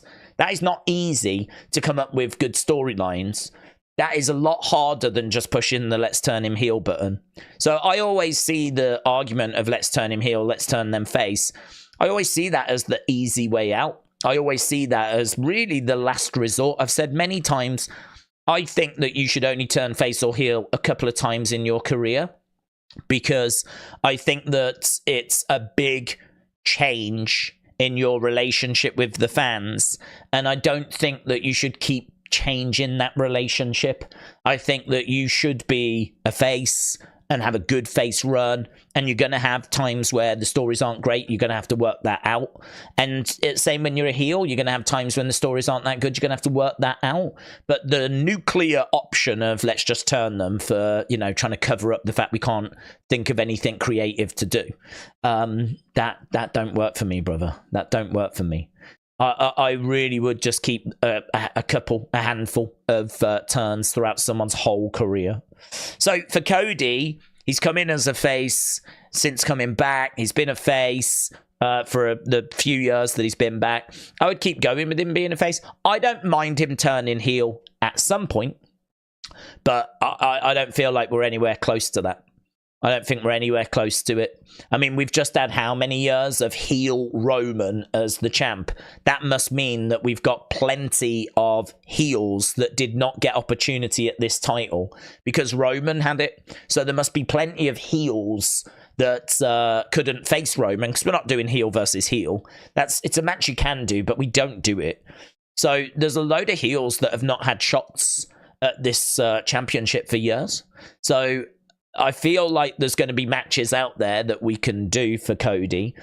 And the stories that we have to be able to tell. I just think the problem that Cody's got at the moment is that we know that we're going to do the Rock feud, and we know that feud is going to bang, and we know that that's going to be amazing, and we know that's going to have a great story. But unfortunately, we're not there. We're having to wait. So that means that we're just sort of biding our time at the moment. And it feels that way, doesn't it? It feels like we're biding our time. And this is why I think WWE have kind of took some of the weight off Cody. There's a lot of other things that are carrying WWE. Nightbird has done a lot of carrying. If you ask a lot of people that are into Nightbirds, what's your favorite thing with WWE at the moment, I'm pretty sure the answer is going to be Nightbirds. That's done a lot of carrying. That has brought in a lot of people are excited tonight, not so much because of Cody and AJ, but because we're getting another QR code. And, you know, we also have just gone through the King and Queen of the Ring tournament. Before that, we went through the draft.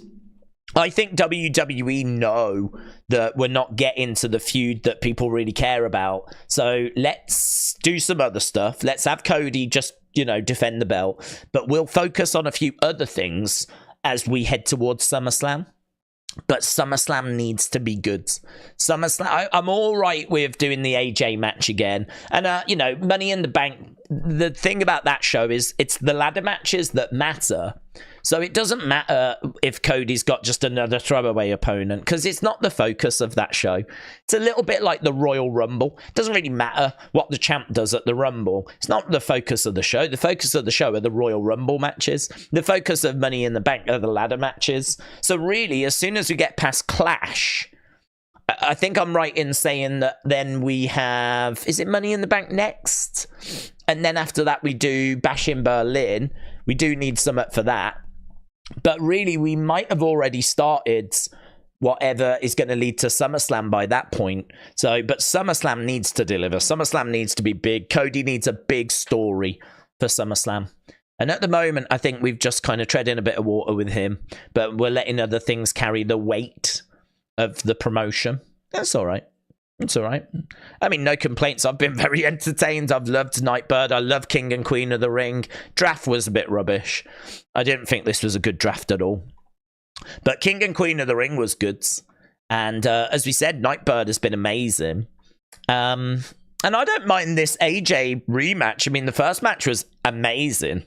Fantastic. I think Meltzer gave it 5 stars, and we know he doesn't give that out freely. So, yeah, it definitely delivered. But what can we do with the rematch? What are we going to be doing?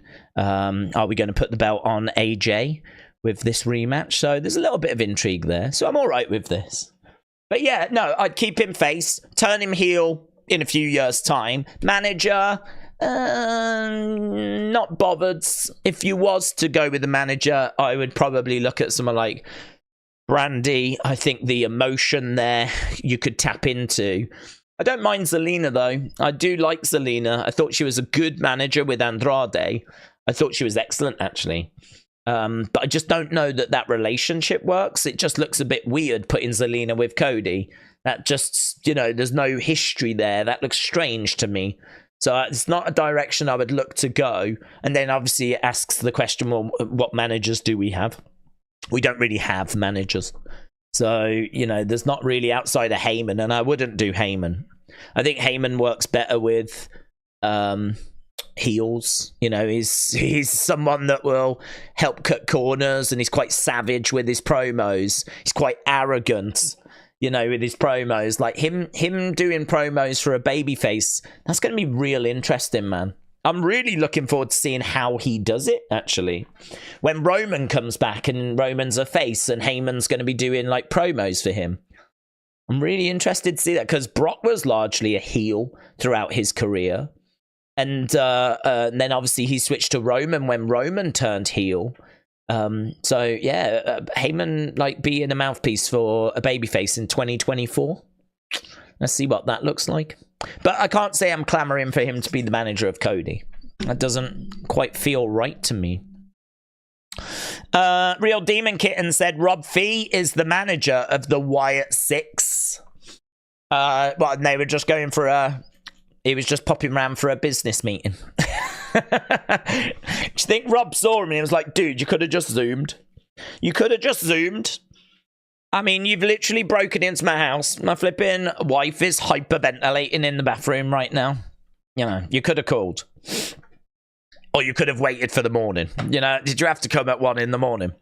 You could have come round at, like, say, 10. We could have had breakfast, Yeah, I don't know what the relationship is, to be honest. It feels a bit meta, which is an interesting word to use. It means kind of inside baseball. It feels like we're not really meant to know who Rob Fee is, because he works for character development, right? He helps develop the characters. So Uncle Howdy going round to his house and us being shown that, it's a bit inside baseball, isn't it? It's kind of breaking down that fourth wall. It's a little bit Brechtian in a way.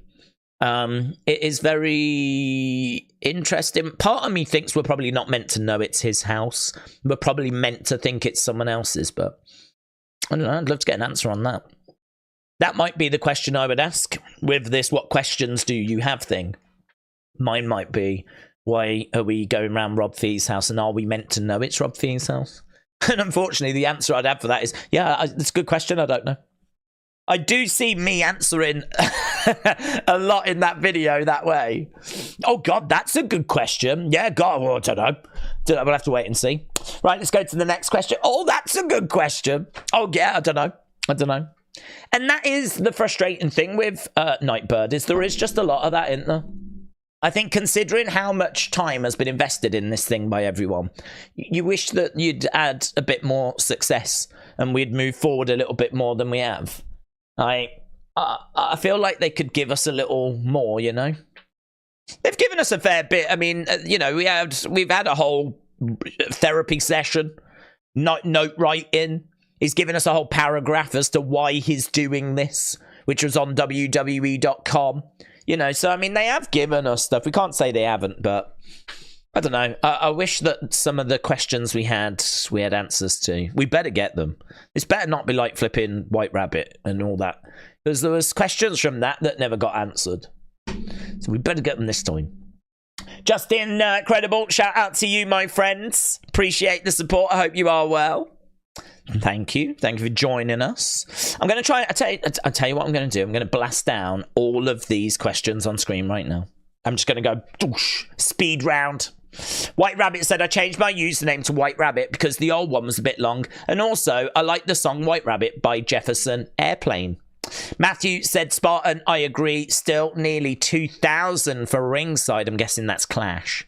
Carl said, I wish they would have kept Bron Breakker on SmackDown. He could have been an interesting opponent for Cody. Big things in future for him, apparently. We were talking about that in Unseen. Marlon said, Friday Night SmackDown. Praise said, Drew versus Strowman versus Damian Priest at Money in the Bank. Sloppy J said, here we go again. Richard Jr. said, do you see AJ Styles attacking the Bloodline as a swerve to save Cody instead? No. No, I don't think so. I think we've turned him heel. I mean, this is what I'm saying about heel face, heel face. I think we've got heel AJ now, and I would keep going with that personally. I don't think I would have him now, like, help Cody. I feel like if someone needs to stand up to the Bloodline, then, you know, are we going to pull the trigger on Roman? Are we going to pull the, like, Roman doesn't know what's been happening, you know? Solo's like, yeah, I talked to him, but Solo doesn't. So when Roman comes back, isn't he going to go, who are these boomers? Who authorized this? I mean, surely when he comes back, there's going to be a showdown. Because I don't think he is the tribal chief anymore. I think the big reveal is he's been replaced. I think the big reveal is tribal chief is actually The Rock. And it's The Rock that's been calling the shots all along. And so I think if anyone's going to actually come to Cody's aid, it might turn out to be Roman. Could you imagine Roman and Cody working together? It's not that crazy to think that that might be something we get. Planet Dan said, I think at Clash or June 17th, we put the videos together in order so that it makes sense. And then we get the debut at the end of Raw. If it's at Clash, I might have a date at the end. I don't think it'll be Clash. I think they would have made it very clear if they were going to come back at Clash. I think they've done everything they can to tell you the 17th so that you know when it's happening. I think that way you're not going to... I don't think they want people going to Clash expecting something that they don't have a plan on delivering. So I really don't think Clash. I think we get some at Clash, or like a video, a QR codes, that final don't miss Raw type thing, you know? Maybe even Nikki could come out, and we might get Nikki, just Nikki, for the Scottish fans. And it could be like, I could see that. I could see it being a case that we actually get some lights going out, and then Nikki walks out, place goes crazy, the lights go, the show ends. And so Nikki gets that moment where she can walk out into the Hydra and, you know, Scotland are going crazy. And then that obviously goes around, gets a load of people talking, but we get the proper debut on the 17th. I could totally see that. Totally see that. But everything points to the 17th, doesn't it? Everything points to that being when this group's going to finally arrive. He's done over 8,000 episodes. It's truly the end of an era, says Mitchell. Said Jack's last episode hosting Wheel of Fortune. Oh my god. What a legend. What a legend. Gone but not forgotten. Russell Andy said, who would have thought history... Who would you have throughout history to join the Wyatt Six? I would have loved Jake the Snake Roberts and Sean O'Hare. Oh, I like the Sean O'Hare shout. That's good. I don't know about Jake. I suppose Jake would have worked. And I suppose having the snake in there would have been fun as well. Yeah. That's a weird one because he was so good on his own. And he didn't really have... I don't think he had, like... there wasn't really, like, a spooky side to Jake. It was just the snake, really, wasn't it? I mean, he was softly spoken and a dangerous man. But other than the snake, he didn't really have, like, a mystery side. We haven't had that many mystery people throughout the WWE. I mean, an obvious one is going to be Waylon Mercy, isn't it? I think you'd definitely take him and put him in there. I was thinking Phantasma, but I don't think you'd want to go that way. I was also thinking all them members of the Dungeon of Doom, because they tried to make that. That was like the OG Wyatt 6, or the Dungeon of Doom back in WCW. I think about Papa Shango, obviously. I think that you could definitely bring him in. I think Waylon Mercy, you definitely bring him in. I like the short no hair shout. I think you've nailed that one. I think you definitely put him in there. Maybe you would go like Edge from like when he debuted. Do you remember all them vignettes when Edge first debuted? You think you know me? And he's on that kind of subway train, and it's all really... That's really dark. I mean, obviously, you end up after that getting the Brood. So, you know, you could maybe look at the Brood. I don't know that they would fit. You'd have to probably tweak a few gimmicks, but yeah, it's those kind of more dark, more mysterious characters, isn't it? Those are the ones that you kind of lean in towards. I think the lineup's pretty good for where we are right now. I'm quite happy. I mean, Joe Gacy makes sense. Loomis makes sense. Nikki Cross makes sense. Rowan makes sense. Bo Dallas makes sense. I think the only one that you might look at... Well, I don't know if there's anyone, actually. I think they all make sense. Rowan makes sense. Loomis makes sense. Cross makes sense. Gacy makes sense. Bo makes sense. They all make sense, don't they, really? So I think... For what we've got right now, it works. Going back through history, you could definitely add some people into a group, but I don't know that we really ever had a collection like what we've got now, to be honest. I don't know that we ever had a time where we had like so many like darker characters like this. And we had the Ministry of Darkness. Even that was lame, though. Ministry of Darkness never really worked for me. I was never a fan of the Ministry of Darkness. I think this is already better. So, I don't know, we're in a good time where we can bring these characters together. MTTRDDN said, Days, if you could add one person to the group that isn't, who would it be? If you could add one person. That's really interesting. The first name that comes to mind is Carrion, because obviously he sort of operates in that darker world, but you can't really take Carrion without taking Scarlet. And also, if you add Carrion, I think he becomes default leader. I just can't see him standing in the background. So you kind of... Carrion feels like the first answer, but I don't think that really works, to be honest with you. Do you know, I would be a little tempted... This is going to sound crazy.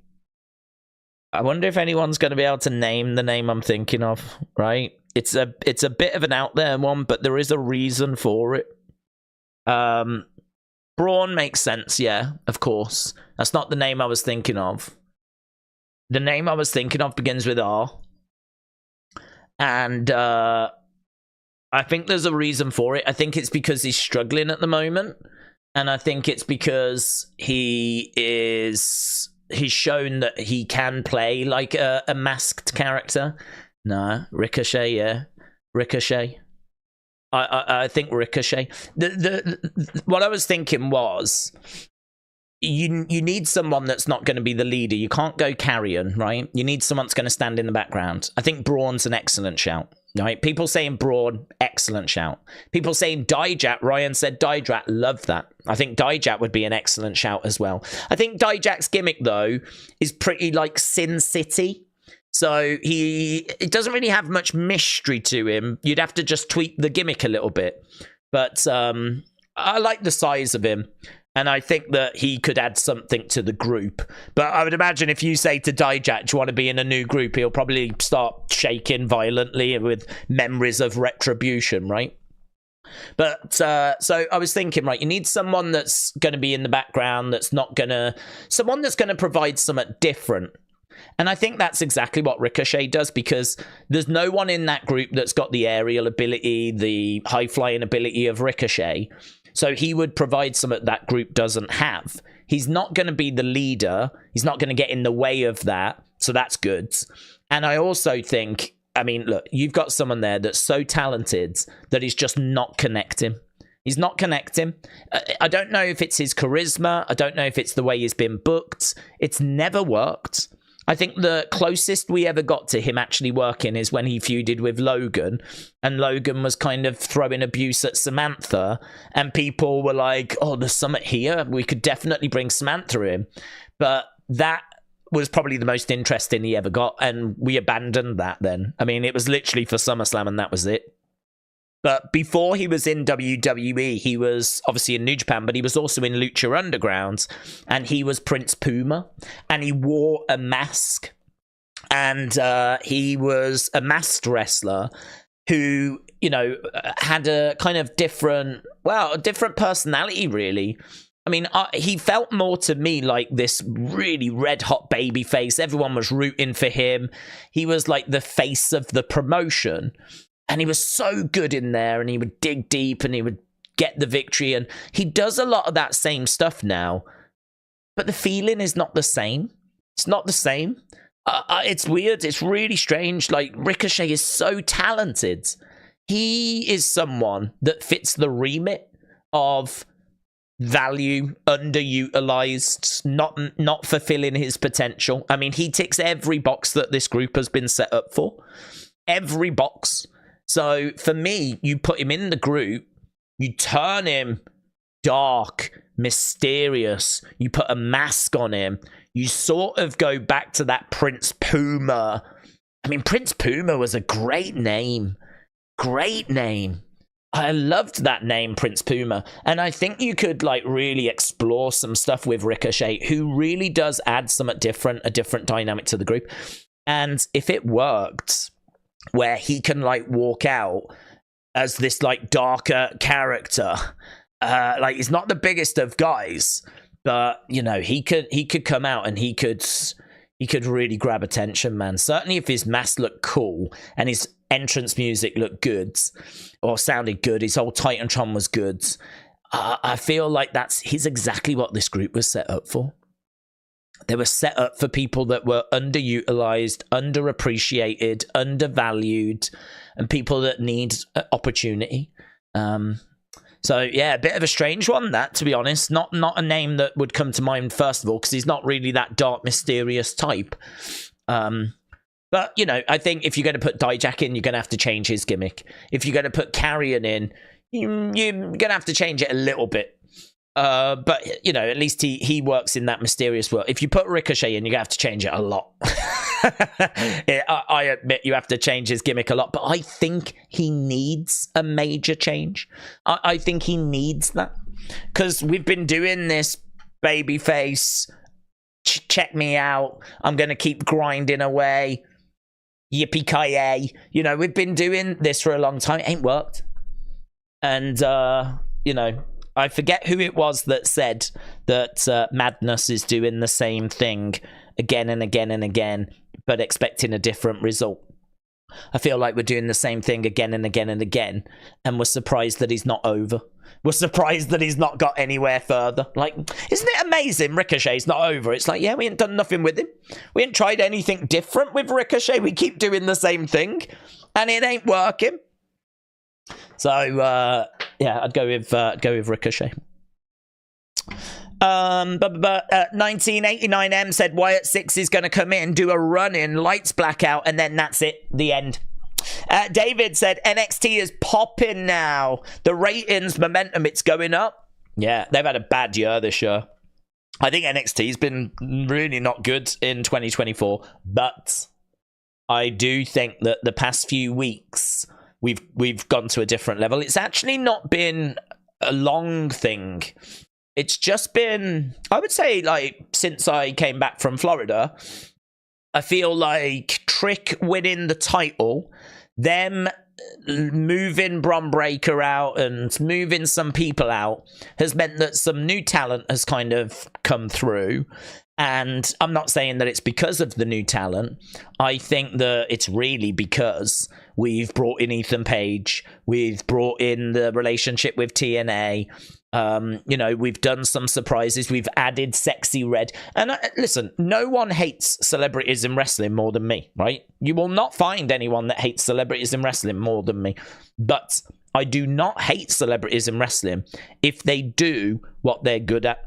What I hate is when they get in the ring, because to me, I've grown up with wrestlers being godlike. You don't mess with a wrestler. You don't mess with a wrestler. They are better than all of us, right? They are better than you. They are better than me. They are better than all of us. They are the closest that we come to gods. That's how it was when I grew up, yeah? You had people like Bulldog, Warlord, Hulk Hogan, Andre the Giant, yeah? These were the closest thing we had to gods, right? So for a singer to come in and now beat one of these guys, you know? For a celebrity to come in and think they can go toe-to-toe with these people, either wrestling has declined to the point where now it's become believable that that could happen, or we've just lost our minds and we just now are presenting it all wrong, right? So everyone knows how I feel about celebrities coming in and thinking they can wrestle. Those people don't get it. You don't get it. You don't understand wrestling if you think that you should be able to do that. The wrestlers should be presented as being like gods, like highly trained. It's like a celebrity going onto a football pitch thinking that he can play as well as Messi. I'm going to play against Messi and I'm going to nutmeg him, right? And a celebrity thinking that that's what's going to happen and that if it does happen is acceptable, right? Because wrestling is scripted, we have the ability to do really anything, but it doesn't mean we should do anything, right? Just because we can do anything, it doesn't mean we should do anything. So no one hates celebrities in wrestling more than me. But there is a massive caveat. That caveat is if the superstar comes in like Sexy Red did and is just a host and he's doing stuff backstage and he's just bringing eyes to the products, hey, that's win-win-win, innit? I ain't no problem with that. No problem. I ain't got no problem with Bad Bunny coming in and doing his rubbish Booker T song, right? No problem with that whatsoever. When he steps in the ring and then beats Damian Priest, problem. That's when problem. So for me, like, there's a clear line as to like where we should be keeping outsiders, right? This is like, no, you don't do that. I just don't like it. I've grown up seeing these people as being the super athletes, the best of the best. You know, you hear a lot of like wrestling getting knocked, people knocking wrestling like it's fake, it's phony. But it's like, man, what these people do, how highly trained they are, the amount of work that goes into becoming a wrestler. This ain't easy. It ain't easy. Like, it takes a lot of work to become a wrestler. A lot of reps, a lot of injuries, a lot of bumps. And, like, you know, to actually get good at it is really, really difficult. Like, they deserve all the respect in the world. So I've got, you know, this massive respect for wrestlers, which, I don't know, I just don't feel... It's weird, because I feel like others do have that respect for wrestlers. But it doesn't quite show itself sometimes when these people come into wrestling, because they would rather put themselves over, if you know what I mean. Yeah, I respect what the wrestlers do, but yeah, I want to have a match with such and such. And it's like, no, you don't get this. You can't. You can't. You're not as good. You're not of that level. You can't walk into a cage in UFC with John Jones and expect to win. You can't get onto a tennis court with Novak Djokovic thinking you're going to beat him in tennis. Why would you ever think you could get into a wrestling ring with anyone in WWE and think that you would not just get tied up in knots? Because, honestly, you should. You should. You should get tied up in knots. Like, you shouldn't be able to last 5 minutes with a wrestler in a wrestling ring. So, for me, I hate it. I will always hate it. I will always have this rant. But this isn't really a rant. This is more a case of there is a caveat. Because if a celebrity comes in and is going to do their song, or is going to do their whatever they do, I don't know, whatever, right? Yeah, man. Because bring in the eyes. Well, brilliant. Come and, you know, you love WWE, welcome. Come on in. There's room for everybody. Don't you dare step in that ring. But if you want to do your song, come in. Yeah, man. You know, Sexy Red, do whatever you want to do. But it's when you kind of cross that line that I don't like it anymore. But I think Sexy Red coming into NXT, I think that's been great. You know, I think that helped. I think that that didn't hurt ratings, did it? Definitely saw a little tickle to the ratings there. I think the TNA thing, but that's only been the past few weeks. I think before that, if you look at the community scores for NXT, they weren't very high. They weren't very high at all. So I think the community was kind of struggling a little bit with NXT this year, but it's good to see that we've kind of turned that around and we're doing some interesting stuff now. Right, Justin Credible said, Days, did you see Tom Colohue reported that Bo and Nikki could be at Clash? WWE are going to fly Bo out there low key. That's interesting. That's funny, isn't it? We were just talking about Nikki. No, I didn't. Bo and Nikki. That's interesting. No, I didn't. Thank you for that. I'm going to jot that down. Was that on today's, was it? I really like Tom. Tom is, I don't know how he gets these scoops. He was the one that told us about Alexa.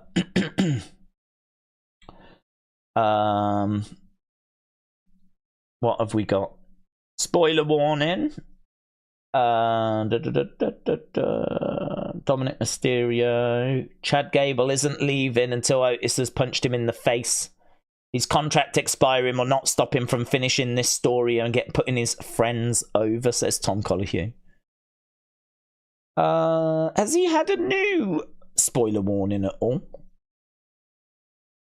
I can see one here that he's had from a few days ago. No videos. Let's go live. Oh, right. He did a video about an hour ago, and that was his Clash at the Castle preview and predictions. I have to watch that. Tom Colohue needs to make better thumbnails, because his content is really good, but you would look at his thumbnails and think, Interesting. That is something I'm interested in. So, Justin, shout out to you, my friends. Coaster, shout out to you. Said it's crazy how far this has come. We've gone from cool pics to decoding creepy videos to massacre coming that has escalated quickly. It really has. And actually, I was going to talk about Coaster when we got to the QR code. Coaster Maniacs is someone that is really on board with the Nightbird stuff, sending in loads of like theories and thoughts and things. And I know is someone that's very active on Twitter with all of this. Coaster told me the other day he's so close to getting to 1,000 subscribers. And the thing is, when you get to 1,000 subscribers, you can actually then finally monetize your channel. Believe it or not, on YouTube, some people might not know this, but on YouTube, you can't monetize until you hit 1,000 subscribers. You have to get to 1,000 subscribers. And I don't know if they've changed it now, but you had to before get about 4,000 minutes watch time in a year or something like that. And only when you hit that benchmark, you're allowed to monetize your channel. Well, Coaster Maniacs, man. Coaster Maniacs has been working for years on their channel. They're 30 subs away from 1,000. Coaster, where are you now? Can I click on your channel? Where are you now? It doesn't give you the... I wish they'd stop doing that. You used to be able to go to people's channels, but I don't think you can do it anymore. But anyway, Coaster, if you've got a link to your channel, put it in. If you're watching this and you're not subscribed, I would really appreciate it if you'd subscribe just so we can get him to 1,000. Because this guy, like, can't even monetize the content he's putting out. So if we could get Coaster Maniacs to 1,000, I think that would be a really nice thing for us to do as a community, just to help him get to that so we can at least start monetizing his channel. So Coaster, if you've got the link, put it in the thing, and people I'm sure will go and do that for you so that you can start at least monetizing. Poor guy's been working years, man. I feel so sorry for people like that. I mean, I so respect people that put that work in, because that's what we did. I mean, I started from zero. I didn't know anyone on YouTube. I didn't have anyone shouting me out. I didn't have any communities helping us out. We literally had to do this ourselves and start from zero and just get to where we've got to from absolutely nothing. And I know how hard that is. I know how hard. I know the grind. It took me 6 months of videos every day and being really fortunate in actually getting toy hunts. So I did a toy hunt that people really enjoyed, and that did really well for me, right? That people enjoyed that. If I hadn't have done that toy hunt, I don't know how long it would have took me to have got to 1,000, but it took me 6 months. And I remember, like, 6 months of it just not move. Day after day, 10 people would subscribe, or the next day 20 people, and then the next day 15. And you're looking at it and you're like, well, it doesn't matter. I'm having fun. I'm having fun, and it's all part of the journey. But even that, doing it every day, 6 months, but that was me being fortunate. So people out there that are grinding and putting in that work, I so respect those people, because I've done it. I've been there. I know what it's like. I still do it now. I do stuff on the channel every day. There's stuff on this channel or the other channel every day. So I know what that grind is like. So yeah, Coaster, I don't know if you've got a link to your thing. I don't know if you're still around, but it would be lovely to hit that milestone for him. But we'll see. Even if we can just get him a little bit closer, push him a little bit closer. Taming Pasta, shout out to you, my friends. I so appreciate the support, dudes. I really, really do. And Tame said, I hope you're doing well, mate. Same to you, buds. Taming Pasta as well, someone that's absolutely been a cornerstone, I would say, of the community when it comes to like the Nightbird stuff. I mean, I think that everyone that's sent in their thoughts and theories, I try to get through as many as I can. I try to like as many as I can. And I think everyone that sent stuff through and has been engaged with it, amazing. I hope you've enjoyed it. I hope you've all enjoyed it. And, we don't know what's going to happen on the 17th. We don't know, like, where we're going to end up and what's going to happen. But I think, there's been some very consistent performers that have dug that little deeper, shall we say. Like NS Mommy and Taming Pasta. These are the people that will not only look at this week's codes, but once they've looked at this week's code, they'll then look to see how it connects to the previous week's codes. And they'll go back through those old codes. And they might even go deeper and look at White Rabbit and look at old Firefly Funhouse episodes. And the level of investigation that gets done is mind-blowing, to be honest. I mean, it is absolutely mind-blowing. I feel like everyone should be really proud of the part that they have played. It is frustrating that collectively we've not been able to get further, but it's not for the want of trying. It's not for the want of ripping up. I mean, I think that they have done a great job of giving us just enough to get our teeth into, but not giving us so much where we can solve things, I think they've done a really good job of just giving us crumbs. That's what we've had. We've had crumbs. We haven't really enjoyed big chunks. It's just been little bits that have been sprinkled throughout this whole campaign. And I really think that, this community and the IWC as a whole has done a great job with those crumbs that we've been given. We've been able to turn them into meals. We've been able to find things in there. And I think, we've done a great job. But it comes down to people like NS Mommy, people like Taming Pasta, these are the people that have really kind of pushed theories forward or opened up doors and whatever. So yeah, just like I said with Coaster and trying to help him, he's grinding away, trying to help him, trying to monetize his channel. I'm sure Taming Pasta would appreciate a few more follows on social media. I think everyone would. I really feel like there probably is a piece we could do somehow where we've had so many new people join like the community. I feel like the community has got that little bit bigger since Nightbirds. I feel like there's probably like, I don't know like how follow trains work, and that might be a bit cringe in 2024, but I think we can agree that I think everyone would love to have a few more followers. I think everyone would love to have a few more, a slightly higher number on their accounts. And if this is a community that sort of hangs out together, if this is a community that like enjoys listening to what other people are saying and enjoys talking about Nightbirds, where's the harm? Where's the problem in people from the community following other people in the community? And I think we could all kind of help each other, you know, scratch each other's backs. I don't know quite how you would do that, though. I don't quite know how you do that in 2024. I mean, do you just put a post on X and say, leave a comment and I'll follow everyone below, or leave a like? I don't know. You can't click on likes anymore, can you? I don't think you used to be able to click on likes and see a list of who'd liked things, but I don't think you can do that anymore. So it might be like leave a comment and then, you know, we all just go down and just follow everyone that's left a comment. I'd happily do that. I've done that a few times. I've done it where I've said leave a like and I'll follow you back. I've done that twice this year, and I'm a man of my word. I have followed back everyone to my knowledge.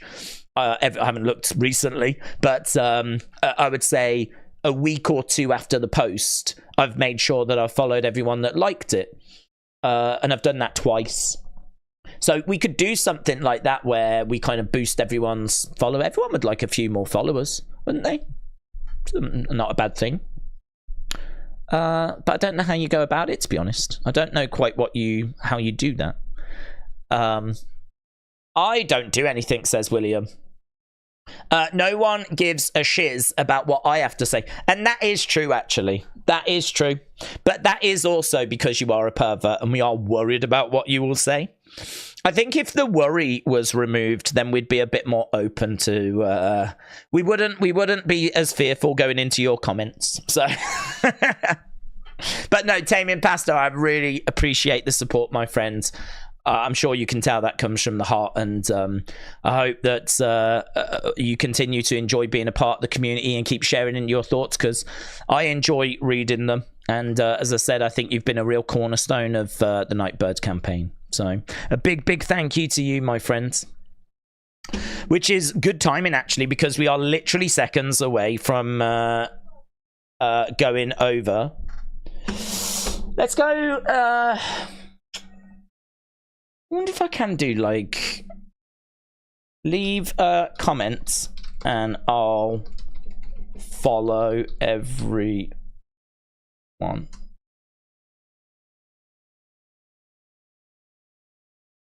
I haven't really worded it very well, but I've just put leave a comment and I'll follow everyone that does. I can reword that.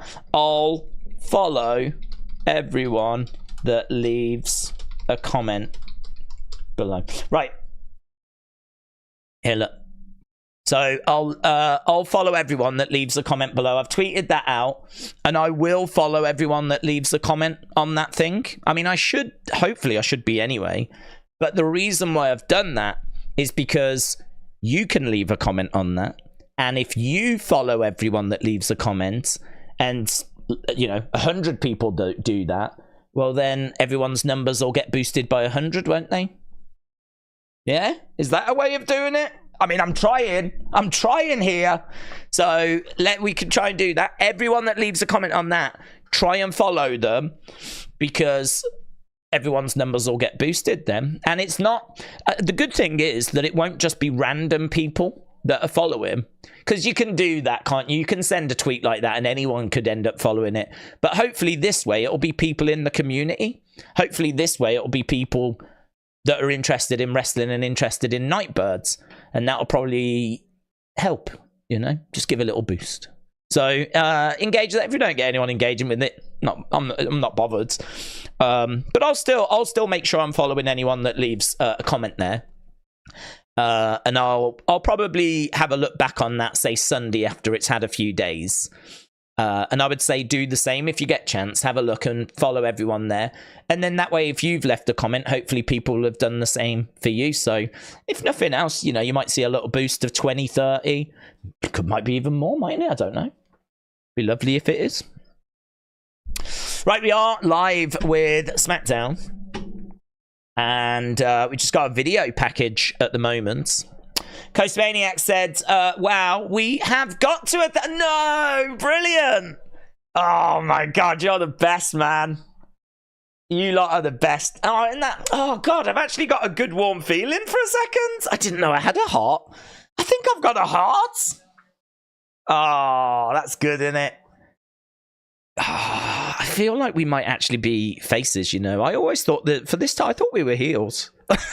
I thought we were heels, you know.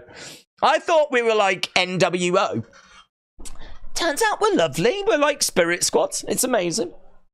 So, yeah, that's really cool. So, yeah, you did it. Coaster's got to 1,000. That's awesome. What's a heart? Yeah, it's a, well, I didn't know I had one, but I felt something around here, and I believe that's where it's meant to be. It was just about here. There was like this like warm thing. Very strange. Very strange.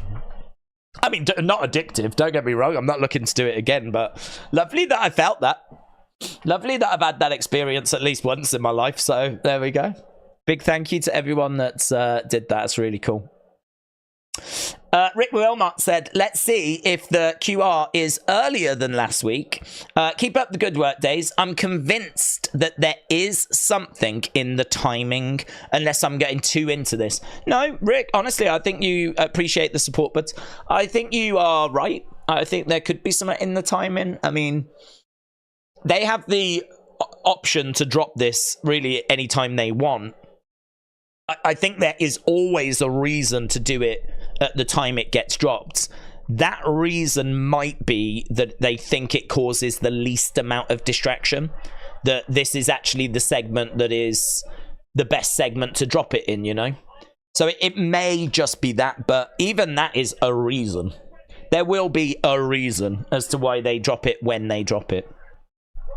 So, yeah, we'll have a look. We'll see. I don't know if anyone's took note, actually, as to what superstars have been getting interrupted. That would be an interesting piece of work. Okay, we're going to start with Solo. So, Solo is going to be doing the enrolling.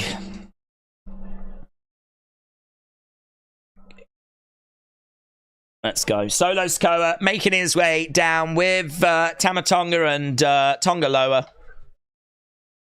He's coming down with Paul Heyman as well. So we've got the bloodline. Don't think we're getting any QR codes during this segment, to be honest. So Solo is going to be... They're not in wrestling gear. This is going to be a really interesting segment because we really do not see these guys in the ring much, do we? Like doing promos. We see them backstage, but this is like an OG sort of bloodline segment, you know, opening the show. They're saying there's a nervous energy. Someone in the crowd has got false tribal chief. Just saw Trinidad flag guy as well. Look at Carl Scarborough's tweet. He's got a design for a new Malachi Black AEW shirts. Okay. Is he working for AEW now? I don't know what Carl Scarborough does these days. House of Black. New design. Also the most fun piece I got to do. That's cool. Looks like he's took some of his inspiration over to AEW. I'll show you. And I'll go to the study. There it is. The new House of Black shirt. It is going to run the risk of being seen as a Nightbird ripoff, though, isn't it? Unfortunately, but...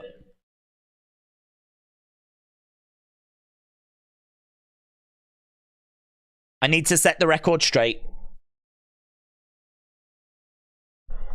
Heyman talking. Giant woman's head in the background. Until Roman comes back.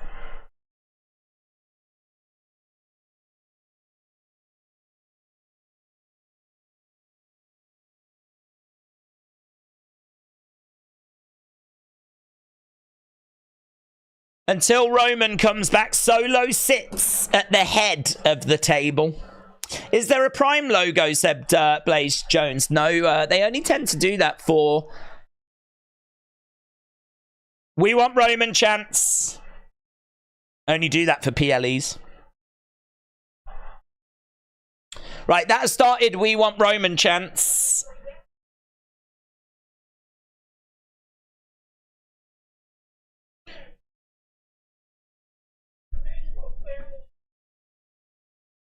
So Heyman's nervous, isn't he?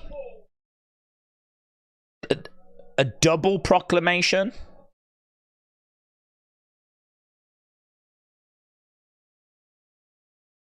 This man to my right already has been anointed.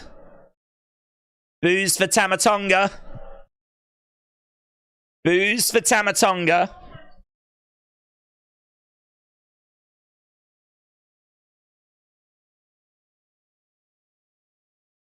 Okay, Tama Tonga is now...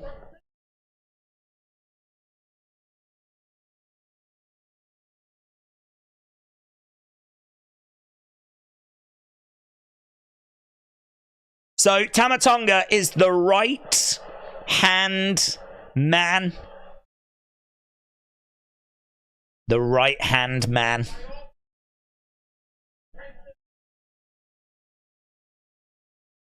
He was going to say gentleman, but he changed it to man. Here's Tonga Loa.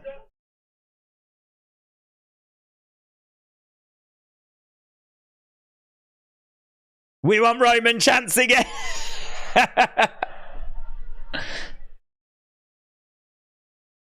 He doesn't want you. He doesn't want you, said Solo.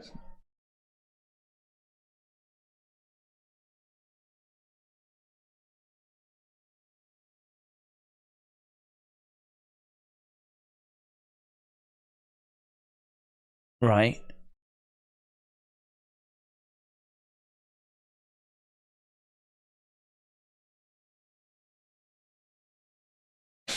Infamous Tonga Loa. Solo comes over and he embraces Tonga Loa. Paul Heyman puts his head in his hands. We are definitely going down some roads that Paul Heyman does not want to go down. Look at the Gorillas of Destiny standing either side. That could be like the new Shield. Thank you and good night. So, Solo doesn't want to end there. Well, wise man. Booze for Solo.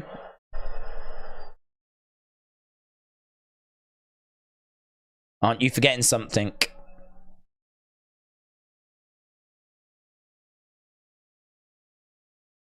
Infamous.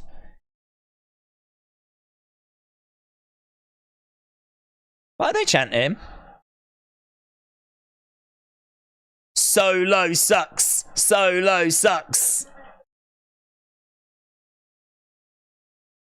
Shouldn't you thank these two for saving you last week?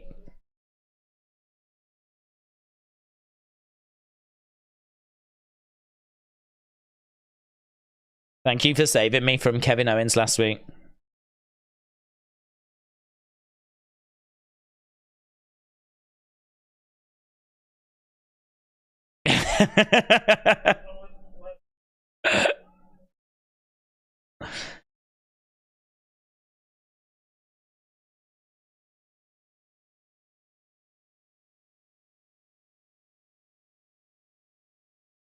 the right-hand man.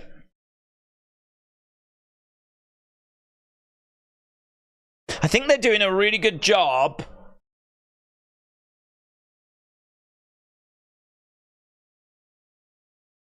We saved you. By orders of the tribal chief. So they saved... It was the tribal chief that saved Heyman, really. Heyman's doing so good, isn't he? So good. He's really putting these two over, man.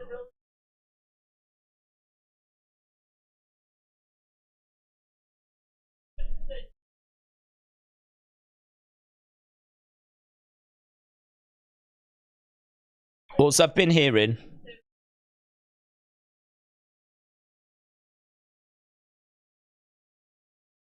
is that Kevin Owens is looking for a piece of anything to do with the bloodline. So Kevin Owens is after... Oh, Kevin Owens is coming out. Kevin Owens is making his way out, and he seems to be wrapping his hands. Is he going to be on his own? Oh, there is a Prime bottle in the ring, you know. Why is that there? You're right, it is. Why is that there? Didn't look like there was from the camera angles we had, but yeah, there is. Oh my god. Here we go. We've got Owens pounding away. We've got Tonga Loa. They're attacking Kevin Owens. Oh god. Is this going to be out all the time now? And there's nothing. It is the Street Profits. Oh, there's nothing we can do about it. What do we do? Oh, God.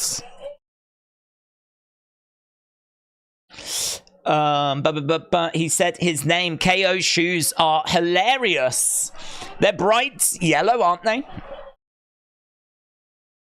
They don't really go with the aesthetic, to be honest. I mean, he's got a black shirt, black pants, and then these fluorescent yellow shoes that I feel like Usain Bolt would wear. So Street Profits come out. KO and Street Profits are out. We've got the Bloodline in the entranceway. B-Fab's there as well.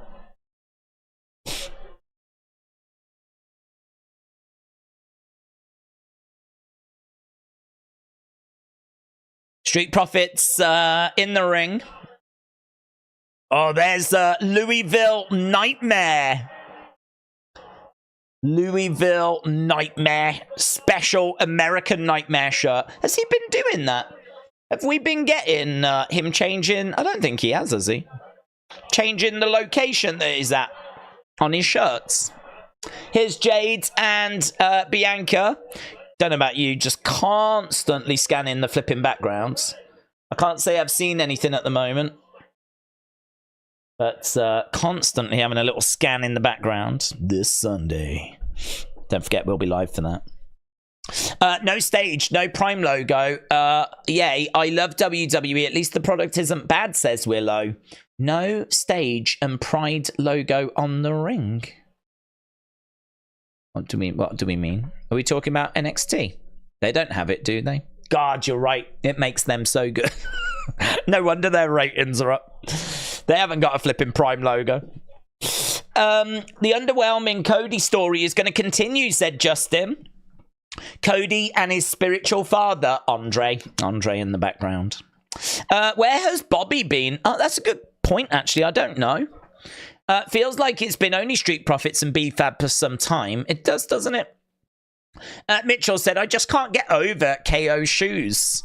It's a wild choice, isn't it? I mean, even if you like that style, did you have to go fluorescent yellow?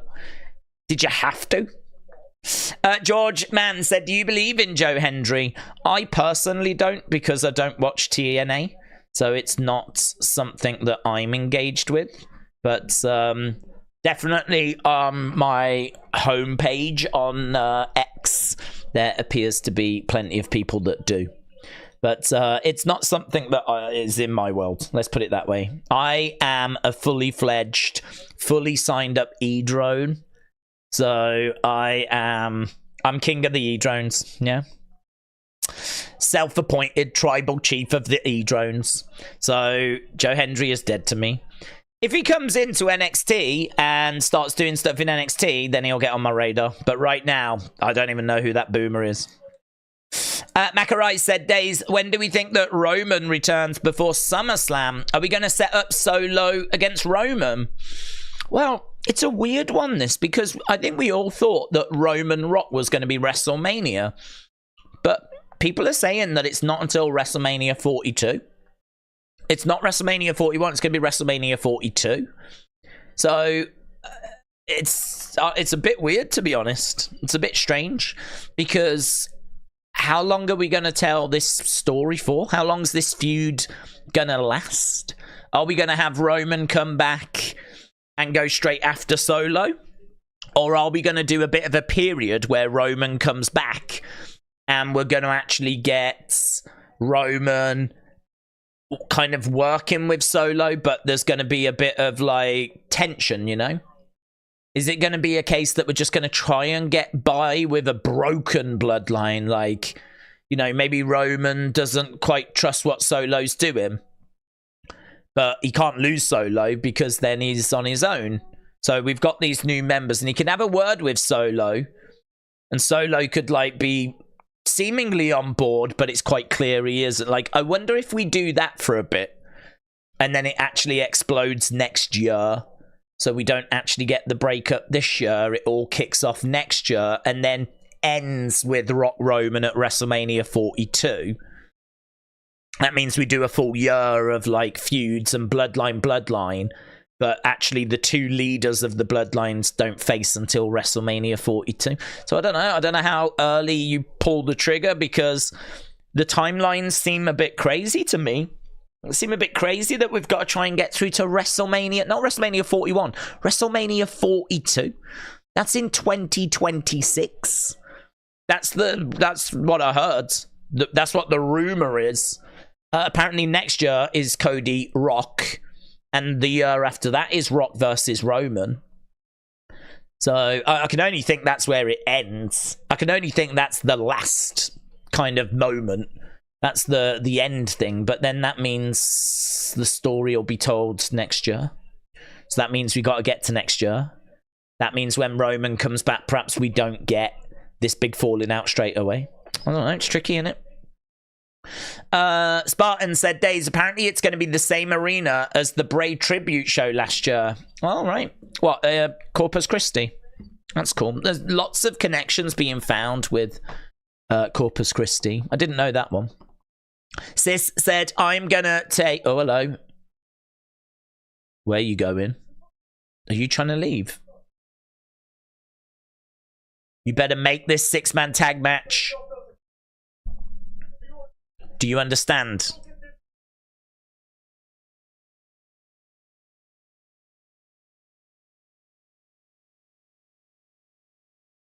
If you don't make this happen, it'll be you versus Tama Tonga in our locker room. Oh. QR code. Cheers from the crowd as well. QR code dropped. I think it said thank you at the side. Did it say thank you? Here's Jade's. So Solo tells Paul to make the match. To make the 6-man tag. Or it's him versus Tama. Right, QR code has dropped. Here's Jade Cargill. She's going to be in action against Indi Hartwell. Here's Bianca. Hear me raw. I'm better than before. I never needed you. Okay. Let's have a little look. Has anyone got it yet? Is this it? Is this it? Is this the one? I don't remember seeing this girl. I don't know what this says up here. Is that the QR code? Just, I mean, I wouldn't recommend scanning it, to be honest. Uncle Howdy looks different. I wouldn't recommend... Or this one. I wouldn't scan this one either, to be honest. Is that a baby? Is she holding a baby? What's she holding? Is she holding? She's holding something. Don't know. I wouldn't... Oh, jeez. Let's come off this for a second. We'll just come off that for a sec. It doesn't seem like the QR code has dropped yet on... No, here it is. We can go back now. There we go. So, here it is. I'll retweet it out for people. Let's go. Let's effing go. I never needed you at all. I hope no one scanned that last one, and if you did, I'm sorry. But listen, you need to learn about the birds and the bees, yeah? Right. Wow, said Lucifer. Listen, I didn't post it, did I? Can't go blaming me. Right, let's go back. Gratitude. Oh, it did say thank you. I thought it had said thank you on screen. So the URL says gratitude.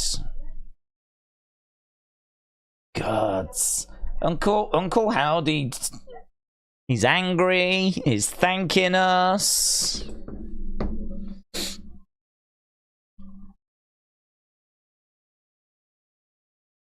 Oh, it's a tag team match.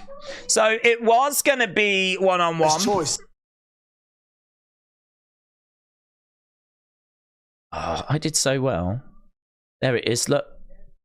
Thank you on the side. I'm sure everyone saw it. But I'm just pleased that my boomer eyes managed to capture that. Thank you at the bottom. Thank you at the side. And the QR code. I'm going to add that into the thing because that gives us everything. Oh, hello. Won't add. Why won't you add? What? No, shut up. I wanted to add that one.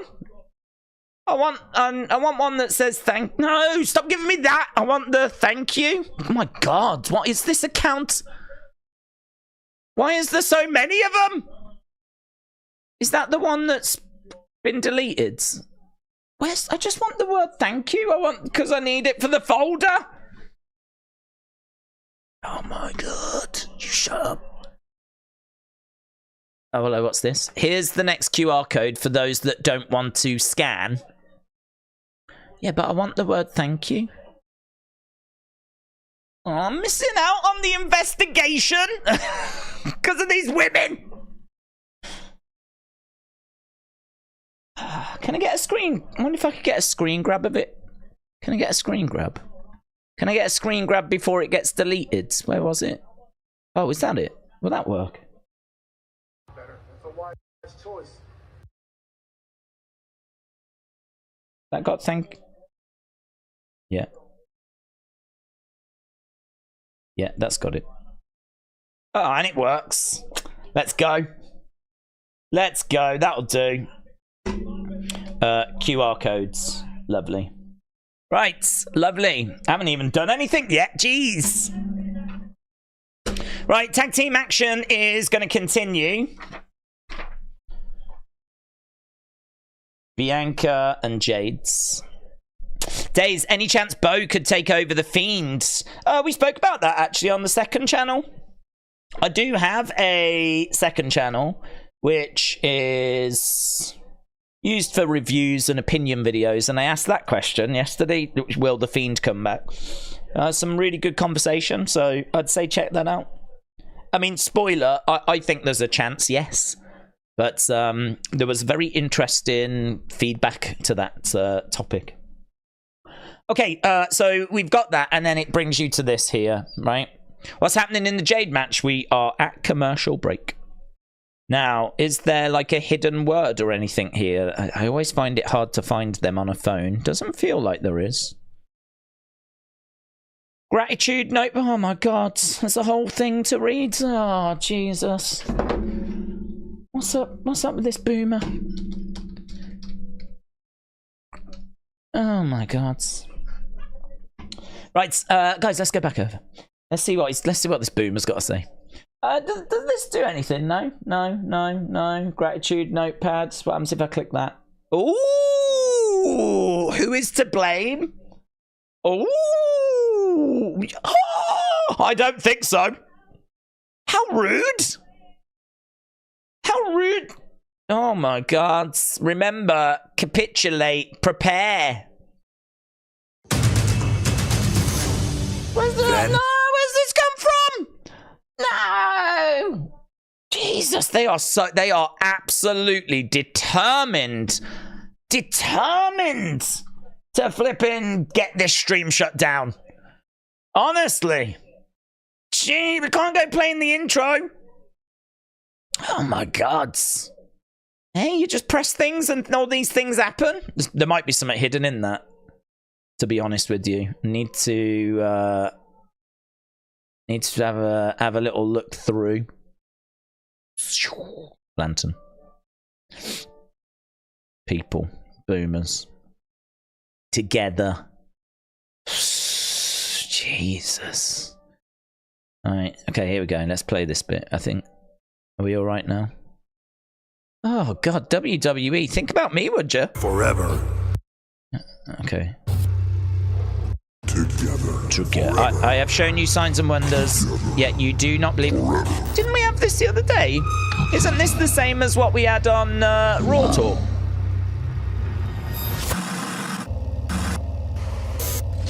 This looks the same. Not my family. Question my timing. I didn't. I love waiting. It's my favourite thing. I'm English. We love queuing. One last chance. An opportunity to repent. But my patience runs. I think we got this the other day. This feels like the thing from Raw Talk. There's a reckoning coming. Yada yada. Blah blah blah. Your belief is indifferent. Yeah. Blah blah blah blah blah. It is inevitable. La la la. I probably shouldn't do that. Sorry, Howdy. What we have become. Yeah, well, I've seen that. Boomers. So what now? Well, if I press that, I get that again, don't I? If I press that, I get that video. Oh. No, I get this thing. Where am I now? I don't even know where I am now. Oh, I'm back at this thing, but like... Do you get something... If you press remember, do you get the video? No, you get that. Okay, well, what happens if I press that? I get that. What happens if I press that? The video. Oh my god, stop doing that! Right, I get that. It's got emergency pod written in the URL. That's pretty fun, isn't it, for the video? That's like Sam Roberts' thing. So it's got emergency pod in the video. It's a win for Bianca and Jade's. Jeez. Hey, days has gone bye-bye. I know. I'm trying to have a little look. At least have a look what's in this thing. Instead, they're determined to give me a copyright strike. I mean, I ask you, eh? We didn't even get a chance to read the little note, did we? Hey, but we can... Oh, hello. So, this match has ended. It's a victory for Jade and Bianca. No surprise there, but Zoe and Shayna are attacking. Is Isla and Alba attacking as well? Yes. Isla and Alba attack. Okay. Okay. It won't be long now. I just want to say thanks. We have got more than we could imagine with these stories, said Daniel Capskeen. Shout out to you, buds. Should we have a look at the source codes? I always look for green. Who is to blame?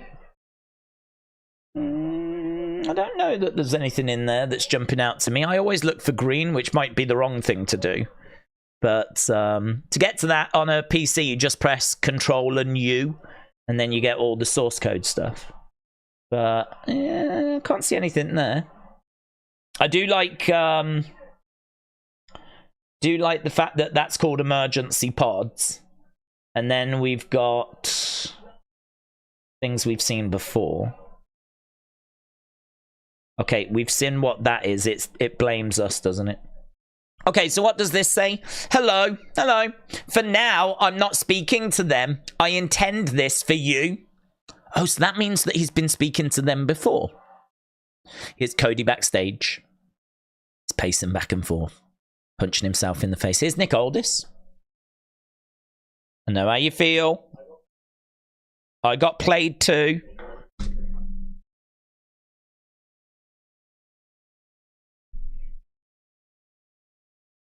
It's not great for you to fight in the loading dock. Someone's going to get hurt and it's not me, says Cody.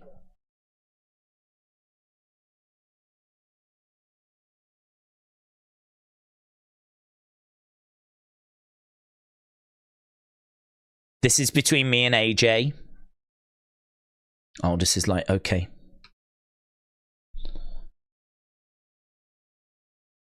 Oh, right, now we've got Johnny. So, second match, this is going to be Johnny Gargano. Who's he taking on? Or is it DIY? I think it's Johnny in it.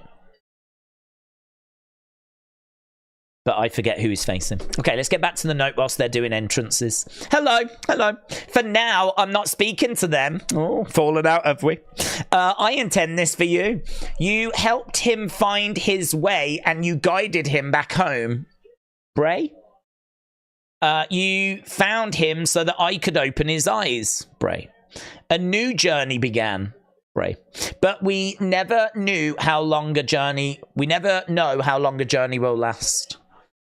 What I knew to be true was no more. Suddenly I found myself without a path. I believed myself to be lost. I allowed myself to be blinded. I was going to let the cave win. That's interesting, isn't it? So Bray passes away. Uncle Howdy Bo finds himself in a cave. Mentally, of course. But I wonder what that cave was. A cave of depression, maybe? Obviously, Plato's cave, where his world is not the real world's. Maybe that's depression. Maybe that's grief. Maybe that's mourning. You know, you're experiencing something that is... You know, there's so much beauty out there. There's so much wonder out there. There's so much to achieve. Was he in a cave looking at depression, staring, you know, and he needed to get out of that? Is that what he's saying? I was going to let the cave win, but I did not stay that way. I found my way out of darkness. Yeah, I think that is what he's saying. I saw what was expected of me, and I accepted the cost. I admit it wasn't easy. I feared that you had forgotten, but you remembered. You remembered who we are. You remembered who you are. Thank you. This is all because of you. We were never the chosen ones. We just wanted to belong, and now we do. I know I can't wait to see you too. I appreciate your excitement. I mean, we are excited, in all fairness. Not Mitchell, though. Mitchell's a hater. It won't be long now. I just want to say thank you. Oh, God. I've got that warm... twice on the same stream. I've got that, like, warm feeling. Oh, God. What a time to be alive. So, oh, God. I just wanted to say thank you. We have become more than we could ever imagine. Their stories will be told. Their pain will have been worth it, and it's all because of you. You did this. This is your fault. The blood that rains down drips from your hands. Thank you. Oh, that took a turn. Oh dear. Oh, that took a turn, didn't it? You've brought us back, and now all the carnage and the massacre and the blood and the suffering, it's all on your hands now, because you brought us back and you're responsible. Oh, okay. Well, I would say work on your ending to that note. I really enjoyed the first part. It was all lovely. And then that last bit, I mean, it really was... we did go down a dark path there, didn't we? Hey? We did go down a dark path. The blood that rains, the blood that drips down, drips from your hands. I mean, I don't know about you. I've never really done much with my life. So if there is going to be blood dripping off my hands, at least I'm going to feel like I've done something. So, I mean, I'm all right with it, actually. I'm all right with it. Who is to blame? Oh, we've played that game. Richard Jr. said Zoe Stark, Shayna Baszler are going to go to the WWE Smackdown roster because Zoe and Shayna are wearing Smackdown shirts. Smackdown has hit the jackpots. Well spotted, Richards. Well spotted. I'm going to end this poll as well because we don't have long for polls. We need to move on.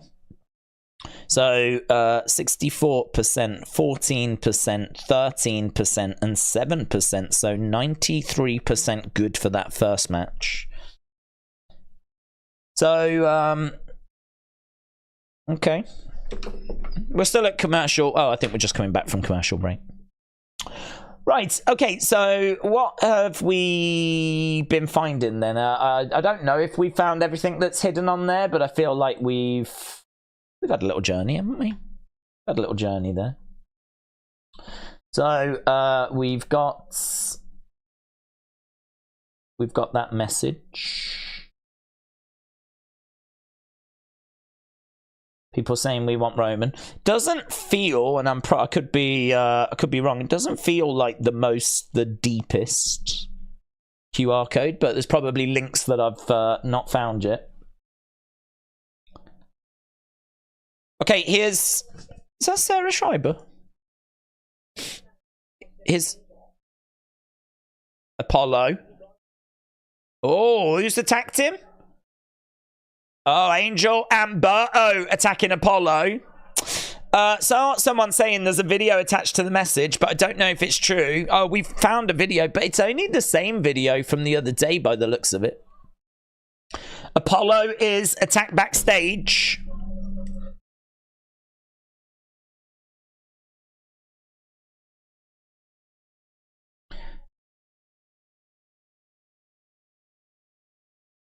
It's all a mess. Is he gonna... Oh, here's LA Knight.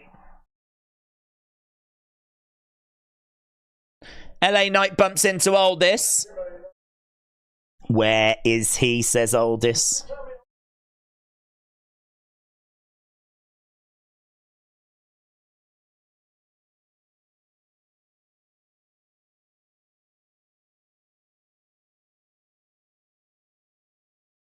He's playing Tetris. What?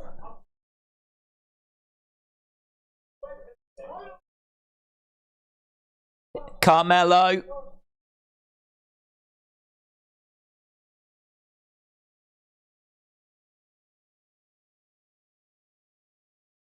I've been cooking you the last 3 weeks, says Carmelo.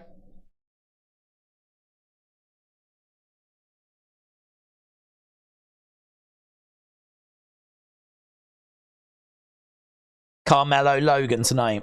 How would you book Apollo? He's been in WWE for a decade now. Well, he needs a massive rebrand, doesn't he? A massive rebrand.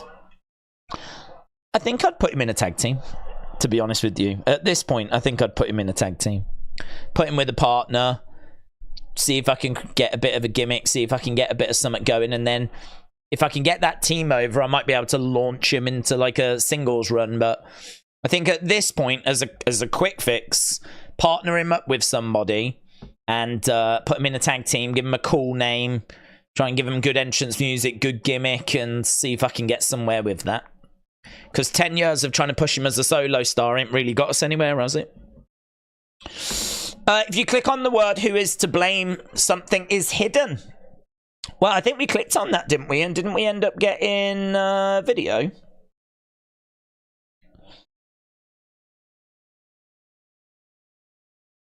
These are all the links to the pictures. I wonder what the meaning is. Oh, that's quite interesting. Grayson Waller is going to be the opponent for Johnny. So Grayson's making his way down. So here's all the different links to some different images. And we've got PHEOLALTEERN. We've got DNNBOAA HOWREEHEY. Eric Young. I wonder if you put all of them together and you like create some words from them or something. That's interesting. We'll see what people... We'll retweet that, see what people think about that. Gratitude is... It's a good one, said Word of Wrestling. Oh, look, Wrestling Rianne as well. In the source code, there are some images which can't be seen. Are they anagrams? So they're images that can't be seen in the source codes. I've got the source code. What if you click on them? It's a square. So that's an image. That must be the background. That must be for the background, I'm guessing. So what happens if we click on this one? Oh, same. Oh. If they just put like a black square as the... Why have they done that then? Why have they done that?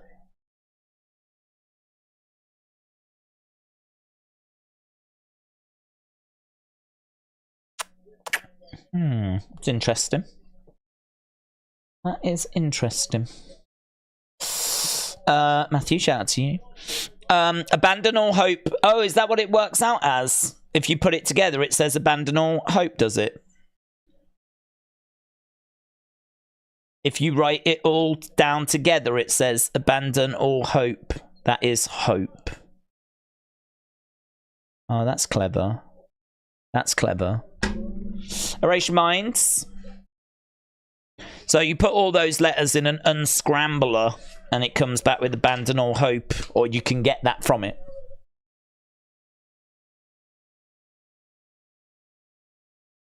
I like that. I wonder why it's just black pictures. Must be the background or something. It's an interesting way of delivering the message, isn't it? Rather than just writing that.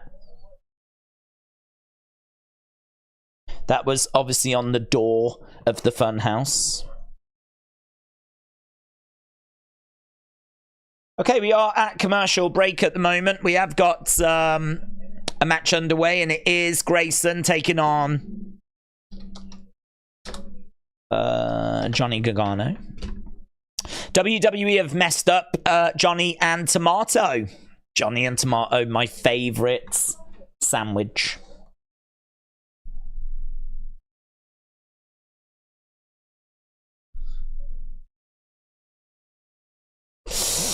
Right. I've tried finding stuff, but I couldn't find anything, said Shadow Kaz. I can't watch SmackDown because of severe weather news, said Cesarito. I'm sorry to hear that. Stay safe, my friends. Dick Togo said, what are you gonna do when SmackDown and Tyson Paul fight are on the same night? Well, if they're on the same time, we'll be doing SmackDown. WWE first is my is the lesson I learned back in 2022, was it? I mean, back in 2022, I was having to try and juggle UFC pay-per-views and big WWE premium live events. And so we did that one where I did UFC and I think Tommy did SummerSlam on the Wrestling Escape Pod channel. And that night was the night that I learned that I should have done SummerSlam. Just because there's so much. It's weird, and we talk about wrestling all the time, and then you get to the big show, and then you end up doing UFC. I mean, I was trying to find a way of delivering both for the community. I was trying to find a way of delivering both, but I learned from that you just can't really. You know, we are a predominantly pro wrestling community, so if it's on at the exact same time, there's no issue. It's SmackDown. Has anyone seen the Falling in Reverse with Jelly Roll new music video? No, I have not. Days, are you gonna go all out next Saturday with some Scottish themes? Yeah. I'm going to get drunk and I'm going to invite some people around so that we can have a fight. There will be... I don't know if there'll be any words used on that stream that's not bad language. I think it literally, all of it will be like just non-stop profanity. And lots of Iron Brew, lots of bagpipe music. Yeah, it's gonna be very heavy in its kind of Scottish theming. So it's gonna be memorable. Let's put it that way. It's gonna be very memorable. And also, I will have someone in the background dressed as a monster. So we'll have that as well. Called the Loch Ness Monster. Howdy is peeved, said Misfit Wrestling Podcast. Planet Dan said maybe the black represents the darkness that Taylor was in after Wyndham passed away.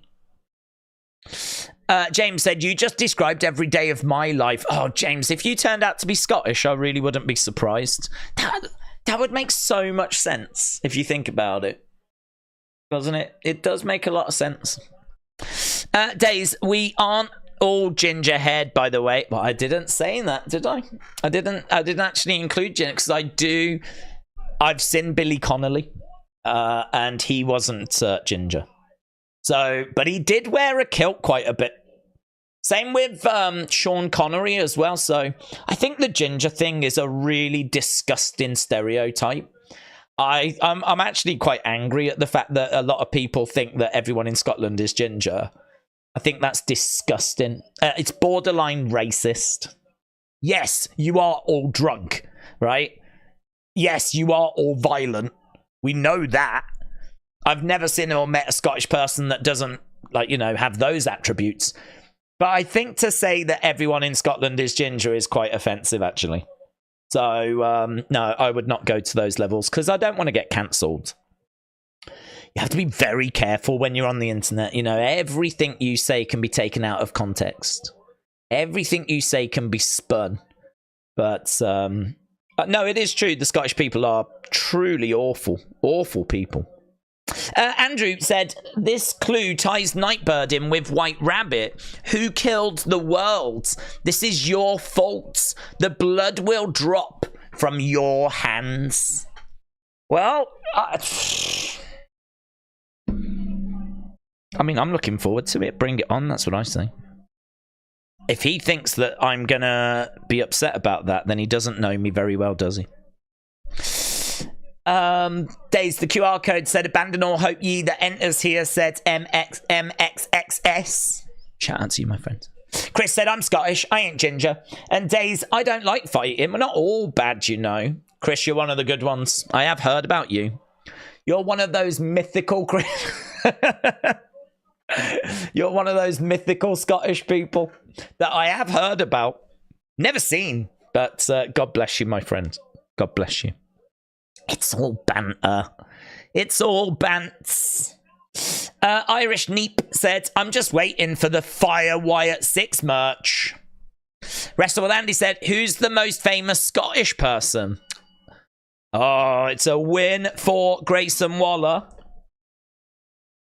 Who is the most famous Scottish person? Who is that?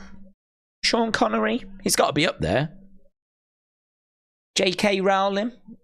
Is she Scottish? I feel like she is. Lorraine Kelly.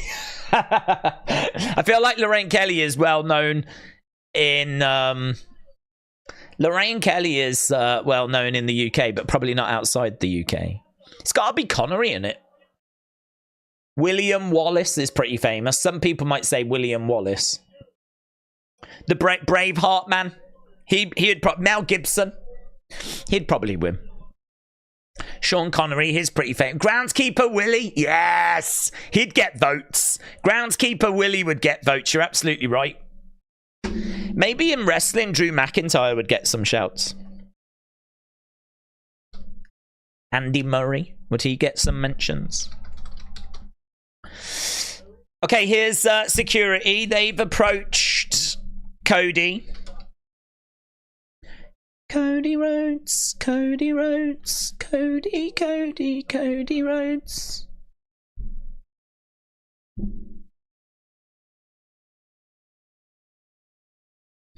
Relax. Take a chill pill. So, security approach. Cody. So, it's a win for Grayson. We've had 2 matches so far. You can vote for that. Big Time said days NXT the last 4 weeks 567 654 703 768. This rise has been a recent thing. I agree. I mean, you go back 4 weeks, it was 567. No one was talking about a rebirth at that point. They seem to be picking up momentum. If you're seeing WWE do this, do you play it safe with Roxanne retain, or do you go shock OMG cliffhanger with Jordan Grace? I don't think it changes anything. I think that you need to have... You can't just put the title on Jordan Grace if you haven't already agreed to do it. You know, I mean, you've got to have that agreement in place where your title is going to go to a different promotion. I mean, that's not a little thing that you do in there, is it? I think then all of a sudden you're potentially sending people over to their show to try and get it back. Plus also they're going to parade around that they've got this massive prize. Like, we've got the NXT Women's Championship they're going to gloat about. It's going to start a whole war if Jordan Grace wins. You're not going to just do that on a whim. You're going to have really spoken about where this is going, how it plays out. So for me, the ratings aren't going to make a difference to how you book the show, because you should have done that work already. So I think I've got Roxanne retaining because I don't know that work has been done. I do think that we will work with TNA, but there's nothing to say it's happening here and it's happening now and that this is going to go straight into the next phase. It very much could be we've brought Jordan Grace in as an exciting opponent. I think they'll look at the ratings and the ratings will tell them this has worked. I think the ratings will tell them this is something the fans want. And I have no doubt that we will do more with TNA. But it's just, has that been agreed that it's next? That it is actually going to lead to that? I don't know that. I don't know that. So as a result, I've got Roxanne retaining.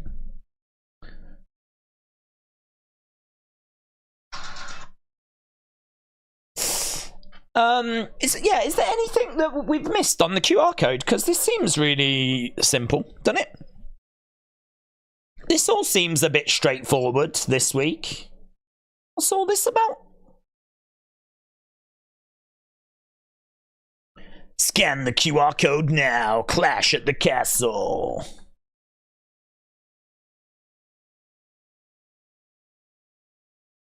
So, we've got just a Clash at the Castle advert.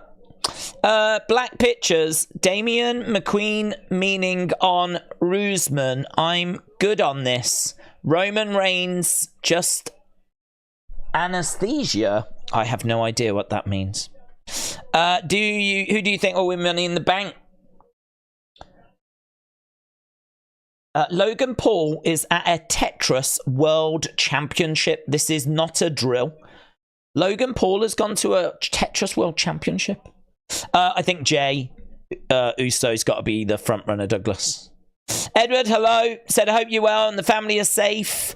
Edward, shout out to you, buds. Hope you're doing well as well. Bagpipes are cool, said Austin, because the band Korn used them sometimes. So bagpipes get a pass from me. Well, I like bad pipes because of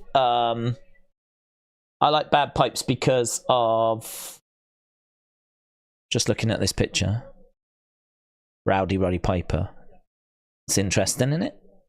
That's NS Mommy has inverted the colours on the therapist. Don't know if we can see anything in the eyes there. I mean, it does definitely look like a person here, but then when you look at the other angle, it doesn't look like a person.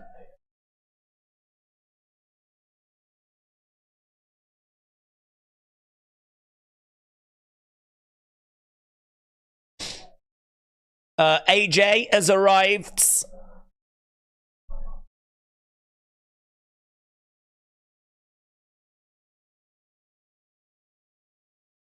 Cody is walking into the arena, is he?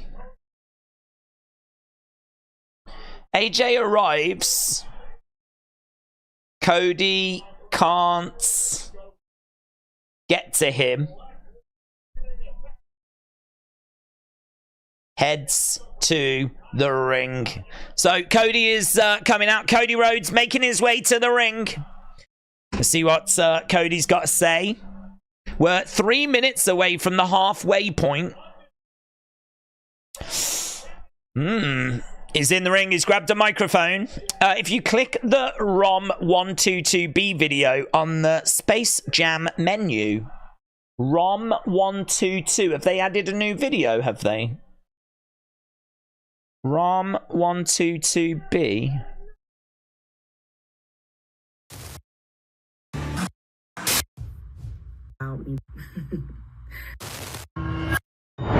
Yeah, we've seen that one, but we've seen that one. I think we've seen all of those. I'm not aware of any new ones having been added. Here's the OC. The OC are seemingly back together. Security are making their way down.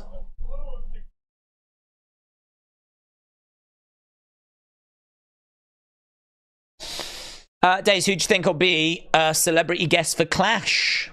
Who? I don't know. Is there anyone in sport that's doing anything big for Scotland at the moment? I don't know. That's a good point. You could always get Tyson Fury, but he's just lost, hasn't he? So I don't know that... And we had him before, so I don't think we would go for Tyson Fury. What you want is irrelevant to me, said AJ. You want to fight me so bad.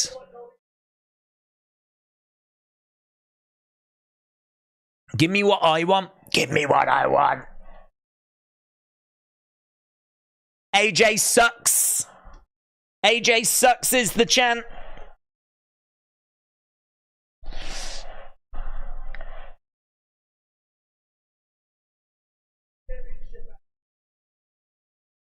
So he wants the championship match at Clash at the Castle.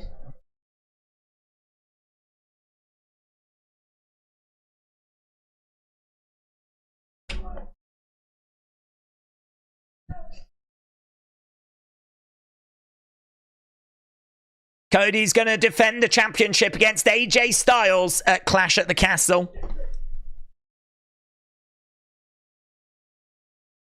Oh. This won't be regular.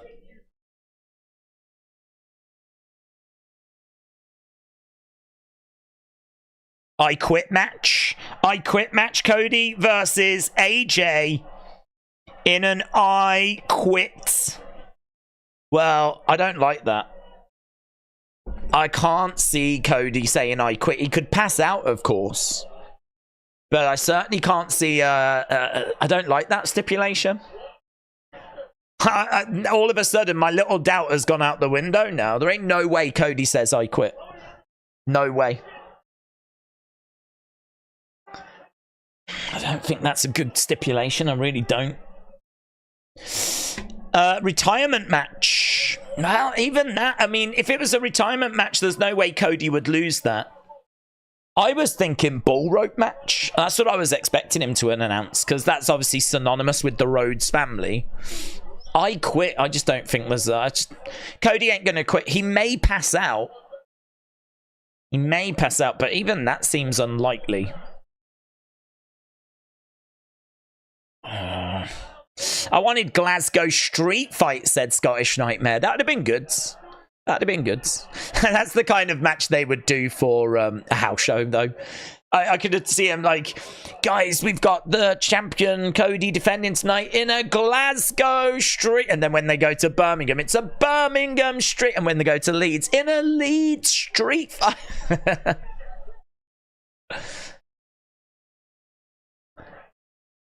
Okay, well, there we go. It's I Quit match this Monday. Bring out the better nails, said Ray.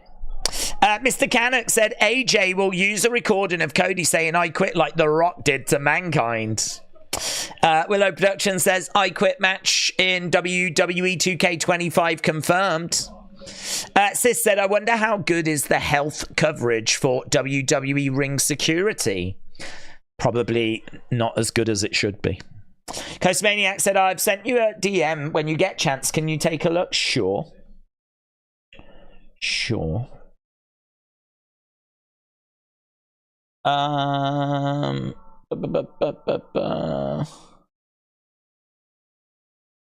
got you, buds. I got you.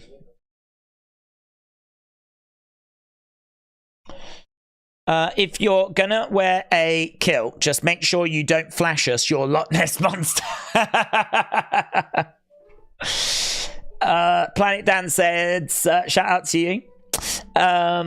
Coast Maniacs, shout out to you, dudes. I'm so pleased for you. Like, it's really cool.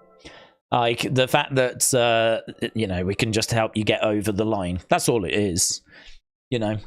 It's a big thing in it to be able to get to that 1,000. That's genuinely something that I'm really pleased the community was, you know, kind enough to do. So it's really cool, man.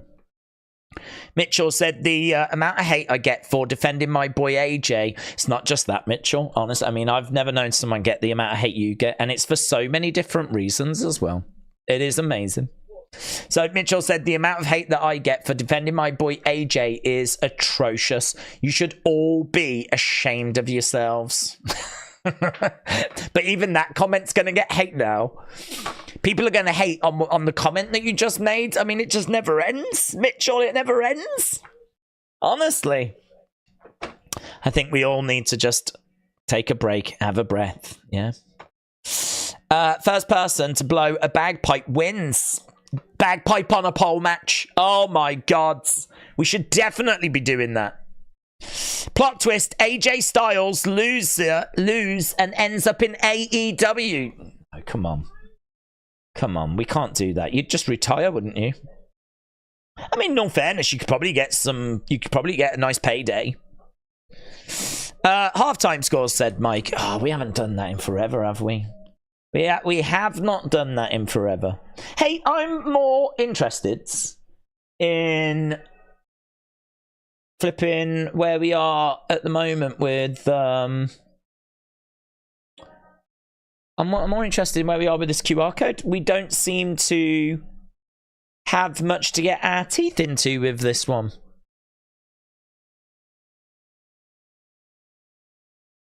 People are talking about this abandon all hope. That's something that's been found. I haven't seen many people talk about the emergency pods thing. I thought that was interesting. That the video was called that.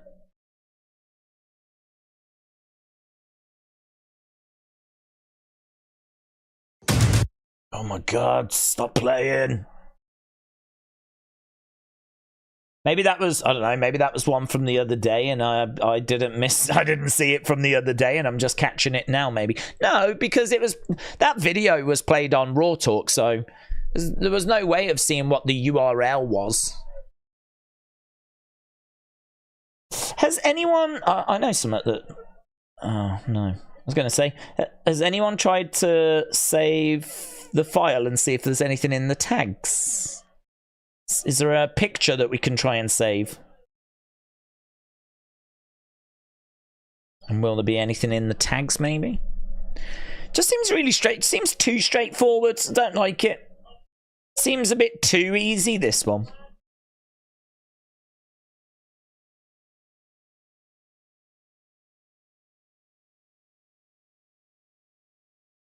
Cody Rhodes in an I Quit match.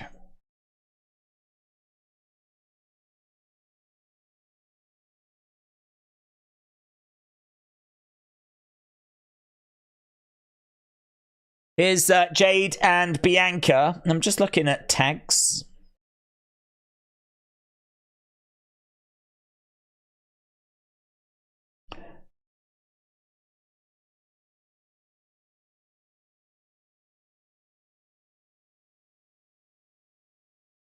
Triple threat. Triple threat at Clash at the Castle. It's going to be Bianca and Jade.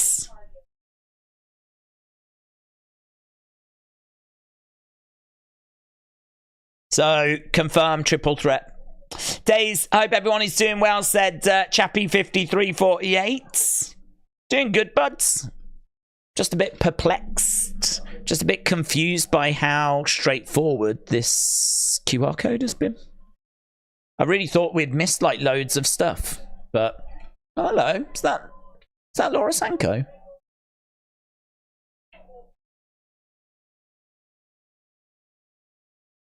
UFC in the building tomorrow.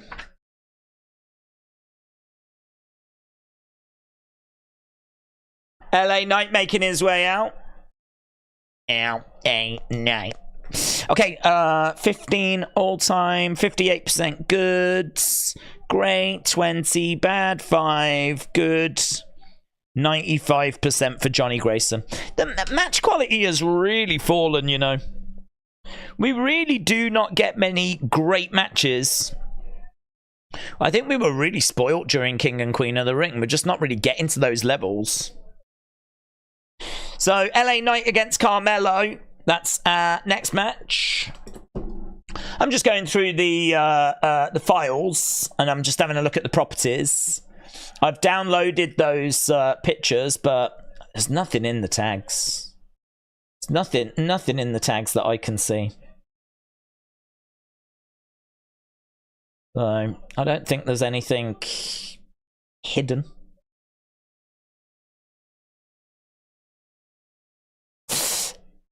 Could it be LA Knight at Clash versus Carmelo?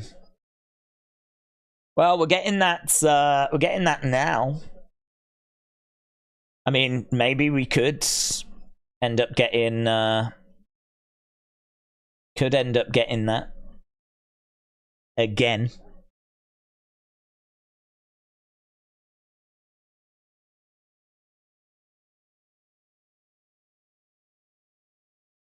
I'm just looking, I'm just going down and having a look, seeing what people are finding here. Look, lots of people pointing this out, the Abandon All Hope.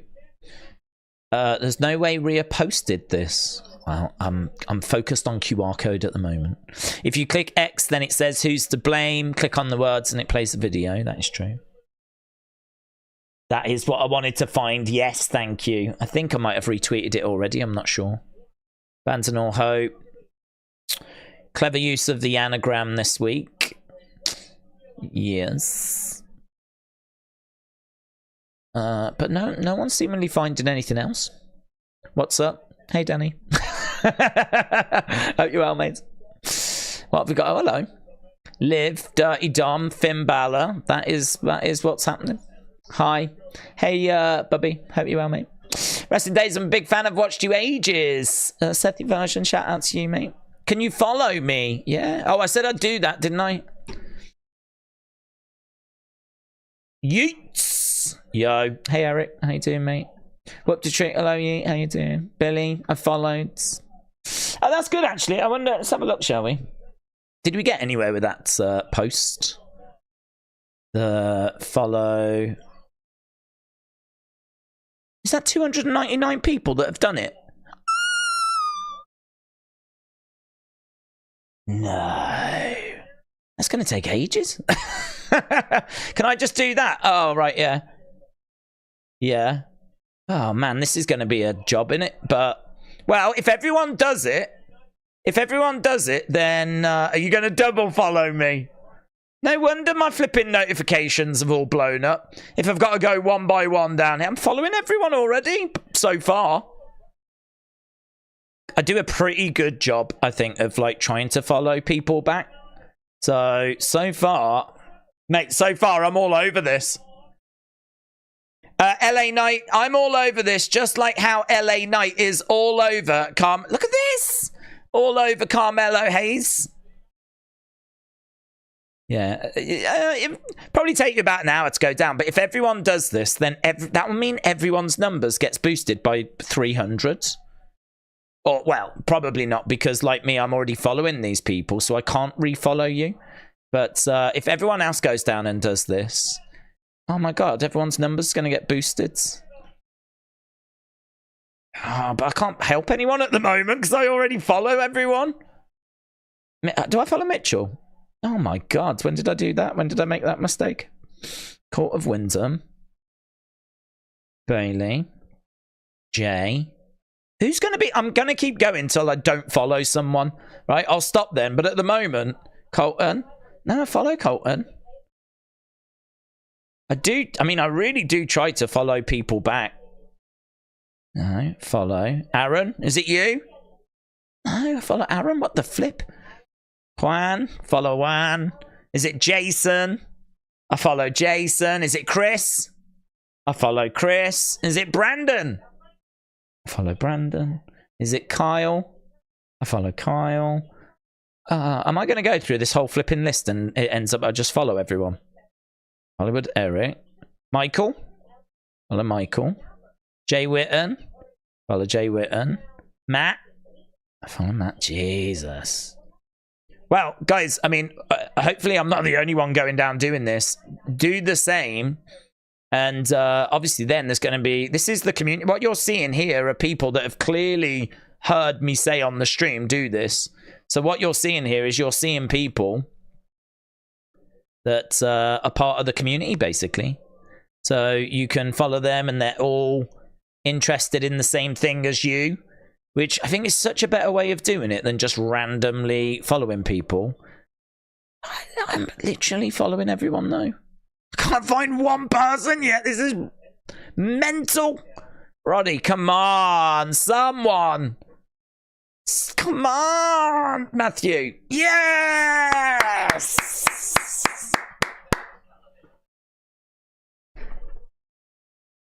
Matthew, I got you. I got you. Oh, God, Matthew, thank you. I feel like we was going to sit here forever otherwise. Well, there we go. I said we'd get to... Oh, now here they are. Now we've reached the point where there's a few, maybe. Boom. Right, let's go. Let's just mop this up. Following. Lucha Biggie. Following. Oh, perhaps it did all the ones I was following first. Does it do that? Ah. So have I just had to go through all the ones I follow and now it's all the ones... That's interesting. That might be the same for you guys. Perhaps it does all the ones you follow first and then you go into the ones that you don't follow. Guys, I'm all over this. I give you my words. If you leave a comment on this, I will follow you back. It might not be tonight or tomorrow. What I'll do, because it only lets you do so many in a day, what I'll do is I'll go down and I will follow. I don't even care if you follow me. I'm a man of my words. I'll just follow you. But I would say do the same. Go down and everyone's numbers will just get boosted. And that's a lovely thing, isn't it? What a lovely thing for the weekends. All like-minded people following each other. Boosting everyone's yeets. Oh, I thought I was doing really well. Turns out I'm actually really rubbish. It was just giving me all the ones that I follow first. Well, it doesn't matter. We're fixing it. Hey, we're leveling up. I'm like a Pokemon evolving. I guess I could use a Wrestling Days follow. Well, you've got it. The main event, it's happened. Oh, God. And you know what? Once you start, it's actually quite addictive. Like, I want to get back to the chat, but I'm hooked in now. We are underway with Carmelo and LA Knight. Yeah. I got you, buds. So Ring General, I got you. Dom, I got you as well. I mean, we can't sit here and do this 300 times. Feel like we've already done a fair few, though. Okay, I'll do the ones that are on screen, and then we'll call it quits there. Boom! For now, but I will go back and do the others. It's easier this way. I mean, for those that maybe thought you had to... following that one. For those that thought you had to, like, click on each profile, you don't. You just scan over the name, and it does it this way. So it's quite quick. It's quite easy. But yeah, hopefully everyone benefits. Hopefully everyone's numbers get boosted. A little boost for the weekend. Little boosty boost. Be Metal Mike. And... oh, I'll keep going, don't I? It's so addictive. Honestly, once you start, it's like Pringles. I'm stopping there. There we go. Right. Let's go. QR code dropped to... I know, yeah, there wasn't much in it, but... there wasn't much in it, to be honest. There wasn't much in it. It doesn't matter when you leave a comment on that, by the way. As I said, I will go through and I'll do it like Sunday. But I would say you lot do it over the weekend as well. This is only not going to work if I'm the only one going down doing that. It ain't going to work, is it? We need everyone. If you're going to leave a comment, you got to commit to going down and following everyone. Because if everyone does that, then everyone's numbers get boosted by hundreds. Hundreds. I feel good that your numbers will get boosted by a couple of hundred. But I only do it if you go down and do it to everyone that's left a comment. This is one of those that, you know, I could see some people leaving a comment and then going, I ain't going to do the other thing. But listen, that's the game, innit? That's the game. If you want to get the reward, you've got to put the work in. So as long as people are willing to do that, then hopefully we should see some benefit. Days, guess what? I've got an award ceremony. Very good. You've been shortlisted for your personal development achievement. Very good, my friends. I hope it goes well. Where's Queen Jax? Queen Jax. Let's go. Where is Queen Jax? That's a good point, actually. She's not like most girls.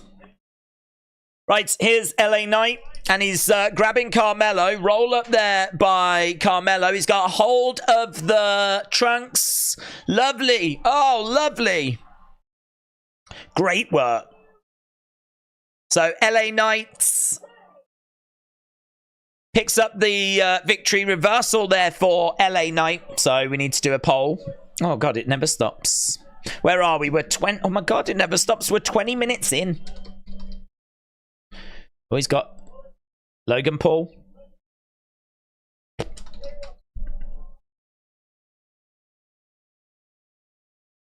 If you don't want to come... ooh.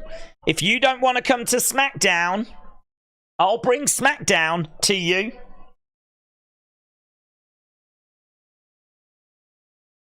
And we know he will, because he invaded AJ Styles' home. He's a bit unhinged, isn't he, LA Knight?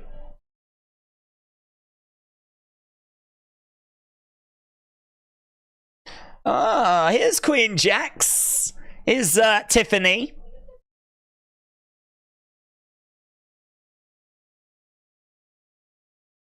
I want to let you know, I have your back. The Queen of the Ring and the Princess of the Ring? Yeah. Yeah, no, that's good. Toodles. Queen of the Ring and Princess of the Ring. That works. Oh, hello. Meechin.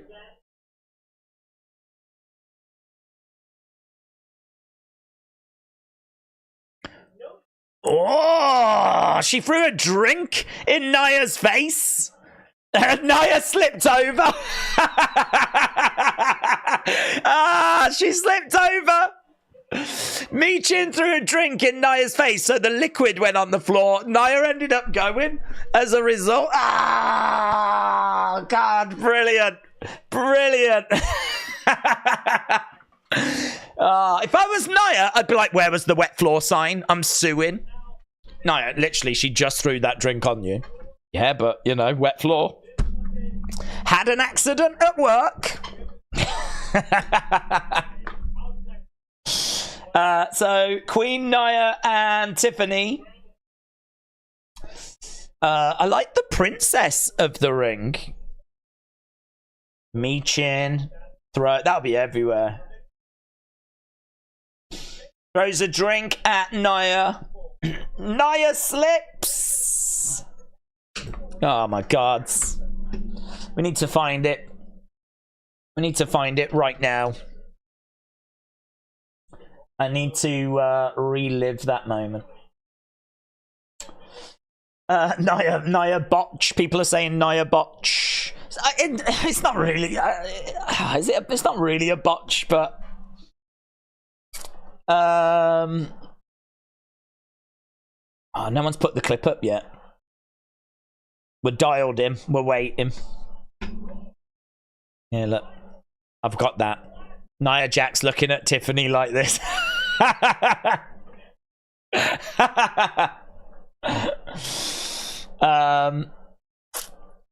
Nia is always falling or slipping. People are saying she slipped twice. I only saw her slip once. Oh, is this the moment? 26 seconds. Is that long? I don't think that's long enough, is it? Yeah, it's not long enough. This. Oh. Tiffany and Nia. Nia slipping. Bump. Go on, Nia. Go on, Nia. Bump. Yeah. So she hurls Meechin over. Oh my god. Do you know what? Does she hit her head on the table as she goes down? She throws her. Ah, very good. People have said that she slipped twice though. I only saw this one. I didn't see her slip again. Oh god, does she get up and then slip again? I need to see. She flips the. Ah, we've only got this one time that it happens. I hope she didn't hit her head. What else we got? Nia Jax slipping on steps.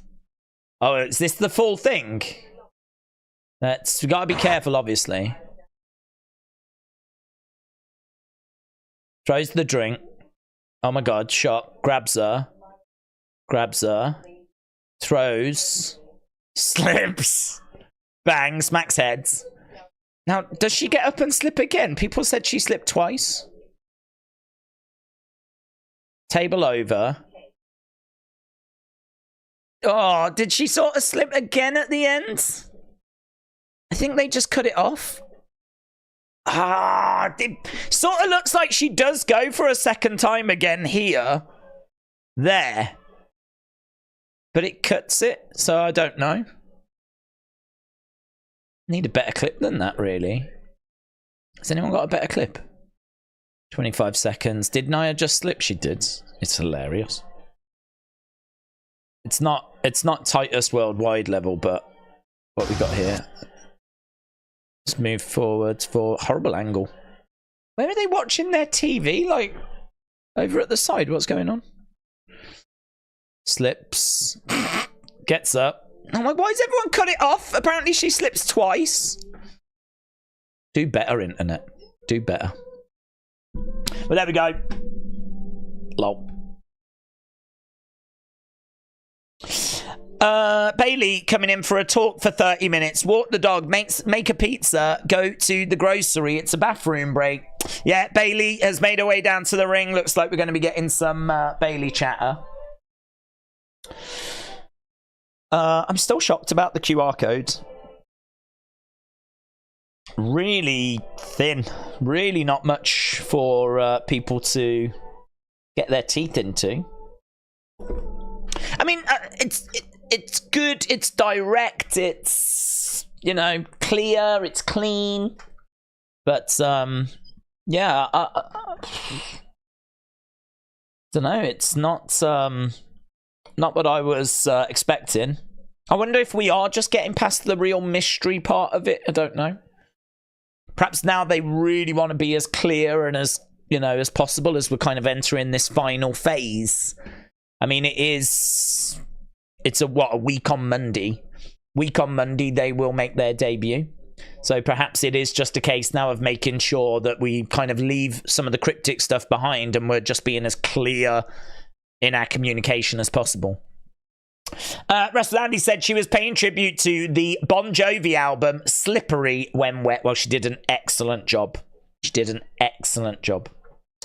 Richard Jr. said, plot twist, Tama Tonga could attack Carl Anderson, Kevin Owens, and Luke Gallows backstage. Then Cody and AJ take on Tama Tonga and Tonga Loa. That could be confirmed at SummerSlam. Is that big enough? Cody in a tag match? Not feeling it. I would want Cody defending that undisputed championship. And I'd want it to be in a damn good story as well. I mean, really, I was looking at Cody Rock. So, I don't know, Cody and AJ in a tag match. Ain't really floating my boat, to be honest. My boat's sunk. The Louisville Slugger Museum and Factory. Project said, I have DM'd you the double slip. Have you? Thank you, my friends.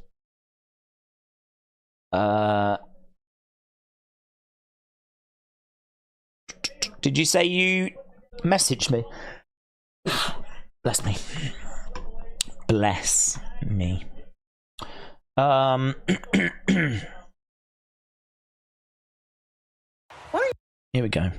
I don't know if this is one you sent me, buds, but I do have one here. Okay, here we go. Boom, down she goes. You've seen that one. Get up, Nia. Get up. She's back on her feet. Flips the table over. Come on. Come on. Do you go down? Do you fall? Here we go. She did. I didn't see that one. I think I was laughing at the first one. Look, you can just click anywhere randomly. She's on the floor. Anywhere you want to click, the woman's on the floor. Oh God, it's the best. It's the best. Oh my God, love that. Love that. Okay, we've got Bayley in the ring. Oh, she's not going to do anything anywhere near as entertaining as what Nia just did. Okay, so Chelsea Green, jeez. Chelsea Green making her way out.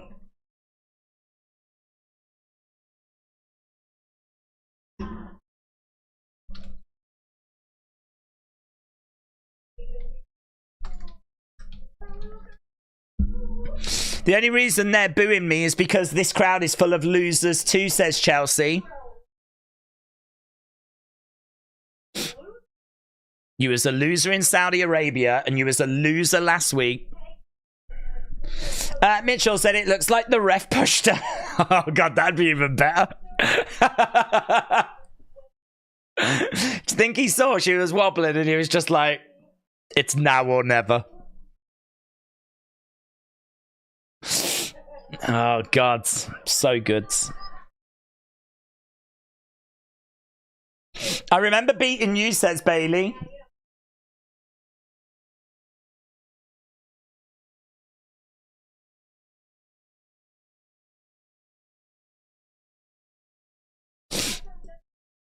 Piper doesn't need you. I respect you, Piper.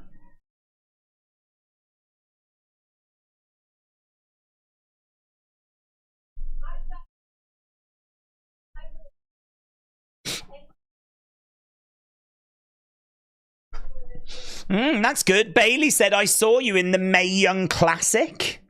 That was years ago. That was good, that was.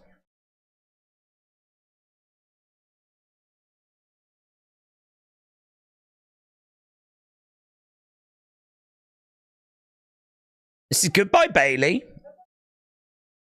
I know what it's like to wrestle in front of your family, in front of your friends. It means everything.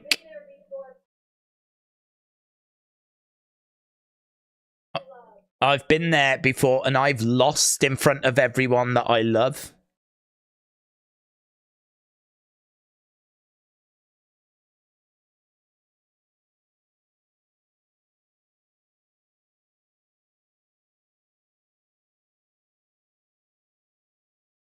Next week in your home country, I'm going to have some damn fun beating you.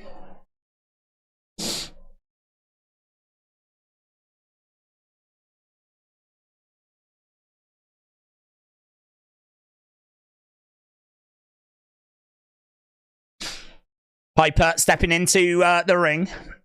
They should bring back the Mae Young Classic. It was great, wasn't it? It was a good time, that was. Good time.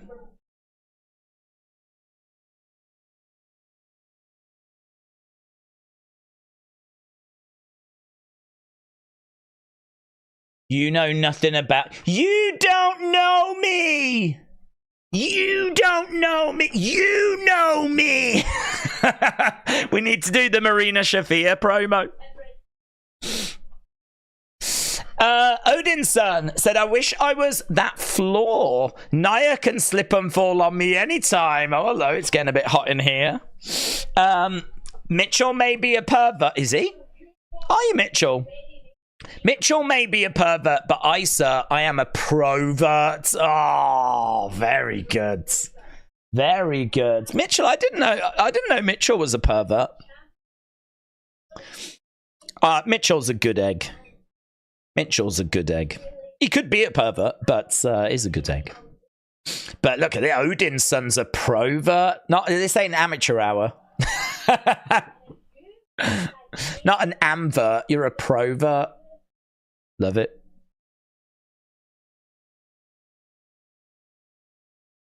So we've got Piper.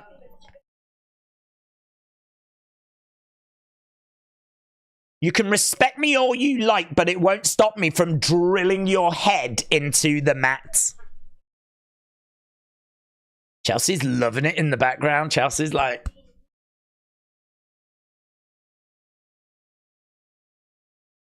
Chelsea just so gets it. She's always reacting. It's always showtime when Chelsea's out there. Mannerisms are so big.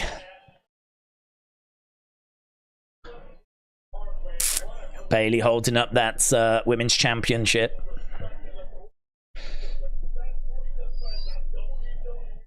Good match this, you know. Piper is a really great in-ring talent. Piper's one of those where you'll watch her compete and you'll be like, God, why aren't we doing more with her?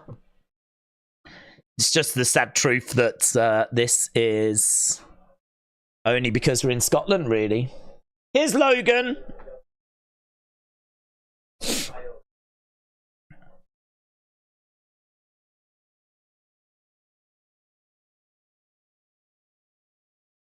Take off those Temu sunglasses. Have a look around. I ain't there.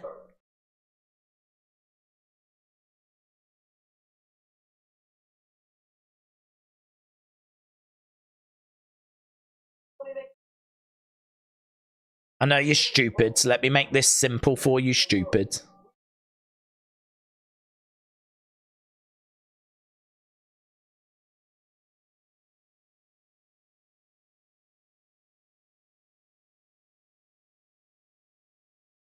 You are not on my level.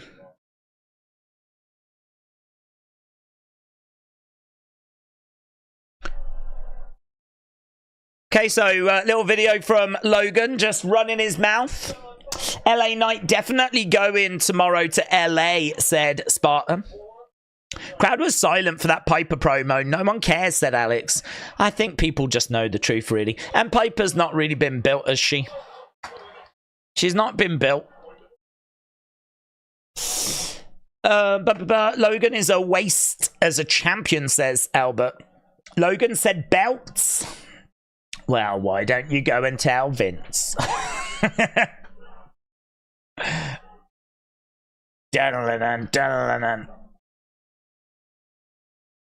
We're at nearly we're at nearly, Jesus, this has gone way out of control, you know. This is nowhere near like what I was expecting. I honestly thought like we could probably boost a little, but this is at nearly 400 comments. I'll follow everyone that leaves a comment below. It's at nearly 400. This was just a little throwaway thing. Yeah, I tell you who you can thank for this. You can thank Tame Impasta for this. It was Tame Impasta that inspired me to do this. So I hope that Tame Impasta left a comment. But yeah, 398 is where we are. That should get over 400 thing. Imagine that. Imagine if people do what I did, which is click on that and hang on. Click on that, get the comments, and then do that, yeah? And just sort of work your way down. Coast Maniacs. Oh, I don't need to do it again, but it's addictive, man. I find it addictive. It's kind of therapeutic in a way. I'm going to go down to the bottom. Okay. Do I follow you? Oh. Do I follow you? Oh. Do I follow you? Oh. Do I follow you? Oh. Hang on. Do I follow you? Let's go. Follow you. I'll do this bit. Follow you. Do I follow you? Follow you. Do I follow you? Follow you. Do I follow you? Follow you as well. There we go. Yeah, man, addictive. Right, turn off the comments or else you'll never sleep with that and the Nightbird. Do you know, that is true, actually. I have made a big error. My notifications now have all of those comments in my notifications. So if I want to try and find Nightbird thoughts, it's it's just people saying, I love this community and stuff like that, which is lovely, but like, I have massively screwed myself there. You are correct. Yep, I have definitely dropped the ball. But that's okay. I don't think there's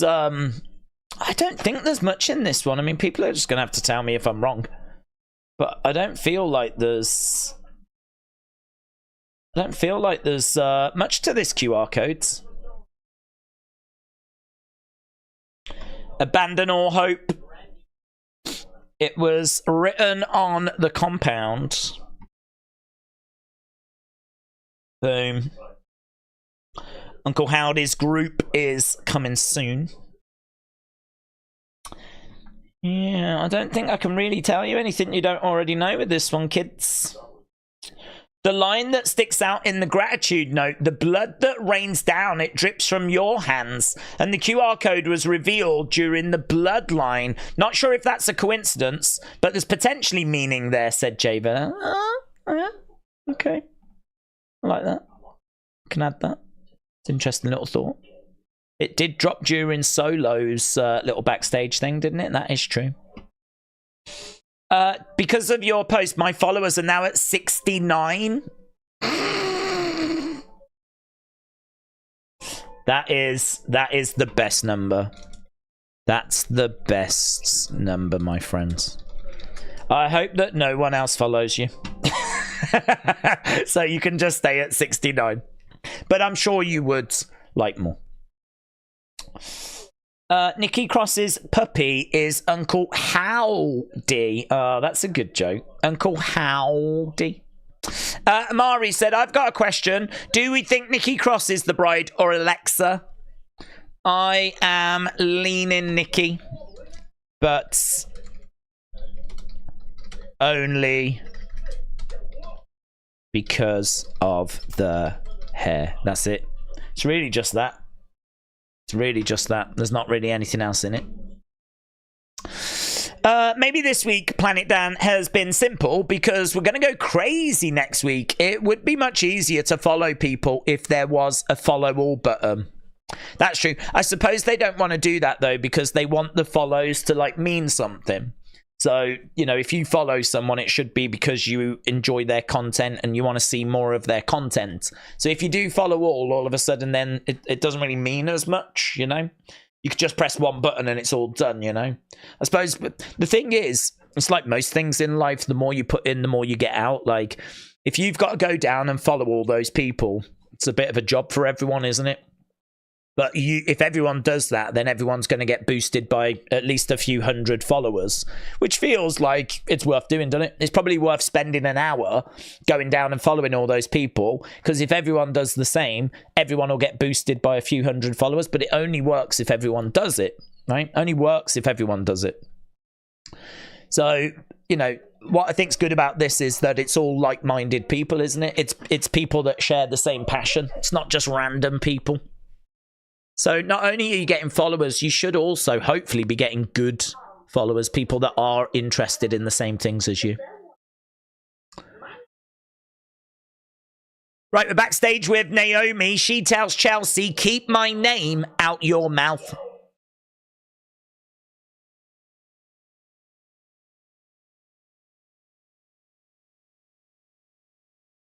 It's been a day. I don't have time for this right now. Next week.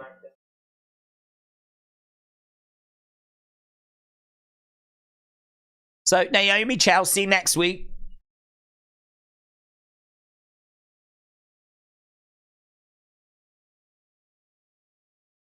Ice sculpture. Right, next Friday from Scotland, we have got Meechin against Nia Jax. So Meechin versus, if you're going to Smackdown, my Scottish friends, you will be seeing Meechin versus Nia Jax. You will also be getting a Grayson Waller effect with special guests DIY.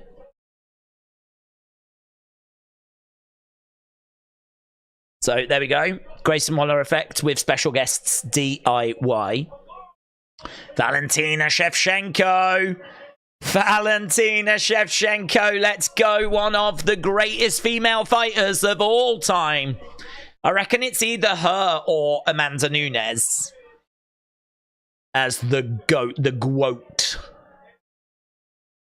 Valentina Shevchenko. And we should be seeing plenty of UFC stars on Sunday as well.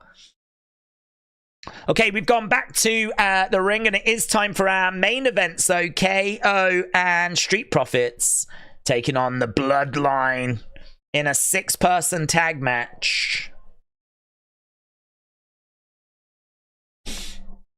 Heyman coming out. Solo. What does he do with that towel? It is absolutely... He must clean himself so vigorously. That towel just takes an absolute beating. Here's Tama Tonga and Tonga Loa coming out with Solo Sikoa. I think they've done a decent job of making this group feel dangerous. I'd like to see them actually in a squash match. I'd like to see them go in there with 3 jobbers and decimate them. Not just pin them quickly, but like actually enjoy hurting them. And actually get, like, you know, maybe even Nick Aldis coming out saying, just finish the match. Finish the match or I'm going to have the ref call it. And then, like, Samoa and Spike go for the pin, something like that. But they were, like, they were enjoying hurting these guys. I think I'd like to see a bit of that, actually, you know. I think we do get a little bit of, like, Tama Tonga, Tonga Loa being in matches that are quite close and back and forth. I think if you want to keep building these up as dangerous, there probably is a bit of room for the odd jobber match. Okay, Solo on the outside. So, Solo, the enforcer, the temporary head of the table. Then we've got Tama Tonga. He is the right-hand man, and they went with Tonga Loa being called the infamous Tonga Loa. Do you think we'll see AJ Lee again, said Jamie? I hope so, Birds, and I do think so as well, yes. Wrestle with Andy said, it was raining during the Scottish graphic. They know, don't they? They know. Alex said, Nia's new ring entrance, it's just slipping and rolling away down the ring. Scottish Nightmare said, me, go to Glasgow. Don't be silly. Where do you live, Scottish Nightmare? Where do you live? Spartan said, Days apparently is saying the first person speaking in the QR code is Bo, but Howdy takes over him near the end of the message. Thoughts? He could do. He could do. There was a thought that that was also during the note writing as well, because if you look at the note writing on the Twitch thing, there's a couple of times where it's quite nice, poetic even, nice quotes, and then it kind of descends as the further we get, and you know, that one with the liar. So there was a thought that that was Bo that went into Howdy, so this note could be the same as well. Yeah. It's an interesting thought. But Nia won't win gold in skating this year, said Smurfy Tunes. Andrew said, I'm going to SmackDown and Clash and I can't wait. Well, Andrew, have a great time, buds. Kian said, Cody versus Braun, WrestleMania 41. What do we think about that? I don't mind, but you're going to have to really put in a lot of work to get Braun ready. WrestleMania 41 is, you know, 10 months away. So you've got the time to do it, but you're going to have to just have him just wrecking everyone. Just, I mean, build. And if you think you've built enough, then build some more. But you got the time to do it. Apparently they're really interested in going big with him when we get to 2025. Apparently he's going to be major during the Netflix era. Roger said, hopefully next year you will be Clash at the Castle Belfast. We've got Carrick Fergus Castle. That'd be good. I think that Ireland, Northern Ireland should get these shows. Should get PLEs. So, yeah, Belfast, definitely. Dublin, definitely. Both Ireland and Northern Ireland should share in this WWE joy. Very passionate fans over in Ireland as well. And think about, like, the amount of talent that's come from there. Like Finn Balor, JD McDonough, Sheamus, Becky. You know, good representation on the roster as well. Irish stars, so. Lyra. Makes sense, doesn't it? I'm sure we will go there. Street Profits are the best team in WWE right now, but H. Jobber books them, says Zoom Station.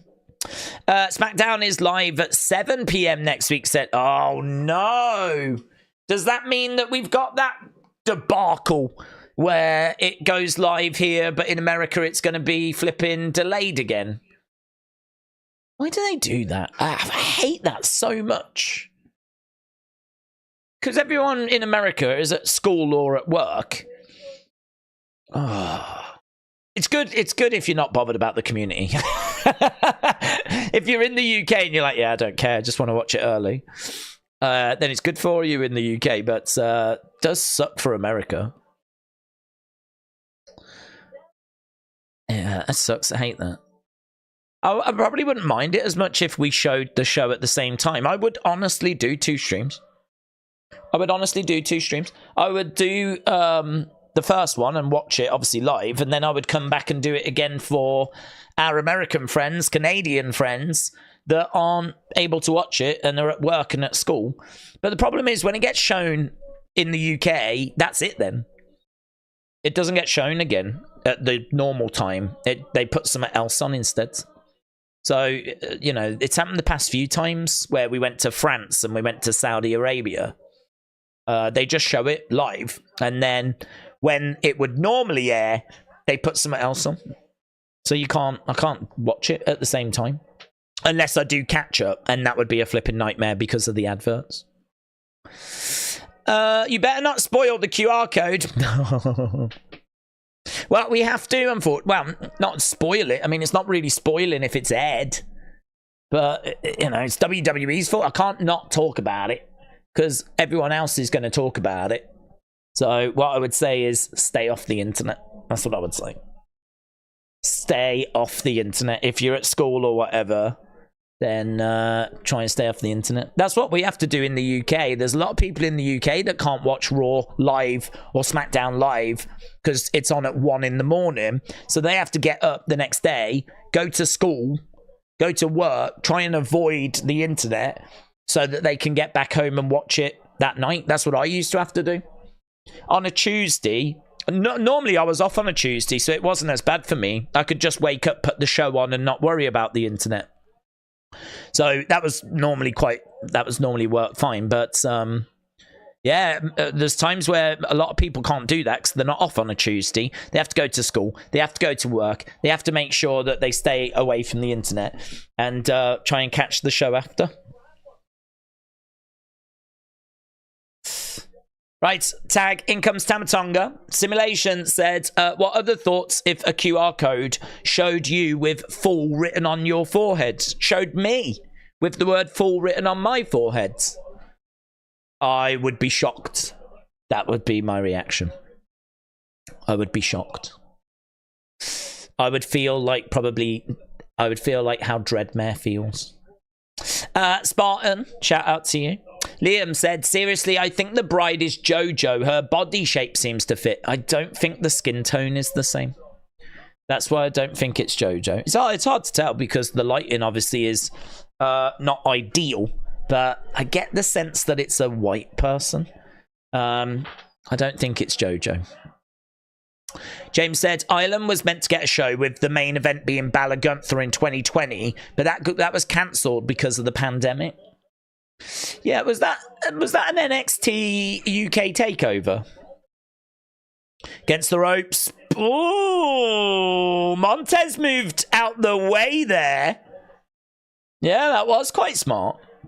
He moved out the way, and that resulted in Tamatonga going to the outside. He gets back in the ring, though. Grabs Montez. Montez lands on his feet. Oh, kick coming in there by Montez. Tamatonga goes down. We still got Bailey on screen. We do. I can change it. I'm not going to go into the details. I'll just put 6-man. 6-man main event. Tag made. Solo in. Tag made. Kevin in. Duck underneath by Kevin. He goes over. He wallops Tonga Loa. Someone followed me and then unfollowed me, so I did it back, said Austin. What is the games going on? Why would you go down that list and follow someone to only then go back and unfollow them? Why would you do that? Kevin is going up. Are people seeing numbers going up yet? I hope so. If not, I wouldn't worry about it. It might be that people are just watching SmackDown first, because I've only done a bit. But hopefully we're seeing a little boost. Hopefully we're seeing it moving for people. What's your ideal snack whilst watching WWE? I don't have one, to be honest, Spartan. I don't really snack that much. I try not to snack because, to be perfectly honest with you, I do next to no exercise, do I? I mean, I sit and I watch wrestling. If I'm not watching wrestling, I'm on Twitter and it involves more sitting. So other than occasionally, like, walking the dog... Oh, Samoan Spike misses. Kick there. Stunner by Kevin. 1, 2. Oh, KO gets pulled out the ring. Yeah, if I was snacking, it would just go straight here. So I can't really afford to. Have to stay disciplined and just have 2 meals. Ideally, no snacking. If it's a really long stream and I think I need a bit of sugar, I might have some Haribo. If it's like a really long stream, 8 hours, 9 hours. But other than that, nah. Chair shot by Solo, and it's going to be a DQ. See what I mean about like how Bloodline are in like really hard matches and we're trying to present them as killers. I kind of feel like they need some opponents where they can just beat them and look really good. So right now, we've got a DQ win. Win by DQ. Solo uses chair. A crowd chatting Randy. Crowd chatting Randy. Well, if Randy does come out, what would that set us up for? Because who would the Bloodline add? Jacob? Oh, spear. Spear by Solo. Would that bring in Jacob if Randy came out? Because then you'd have Kevin, Randy, Street Profits against 3 Bloodline, and you'd need one more. Crowd were chanting Randy, but there's no sign of Randy. Now they're throwing shots in on Kevin Owens. Owens goes down to his knees. Headbutt there by... Oh, they're stripping the commentary table. Kicks coming in. Kevin is down. Get the Wyatt 6 to take out the Bloodline, said Horatio Mines. Oh, God. Oh, God, says Corey Graves. I think Laura Sanko watching and filming and enjoying as Kevin Owens is up. He's going to get planted through the table. Boom! Top part of the commentary table explodes. Solo standing over Kevin Owens. The Bloodline standing over Kevin Owens. Need to get the poll up for that match, don't we? Crowds are booing. No sign of Randy. Now would not be a good time for him to come out. Because they are standing. They are united. Da, da, da, da, da, da. So Kevin Owens KO planted through the commentary table. Heyman has got his head in his hands. He's like...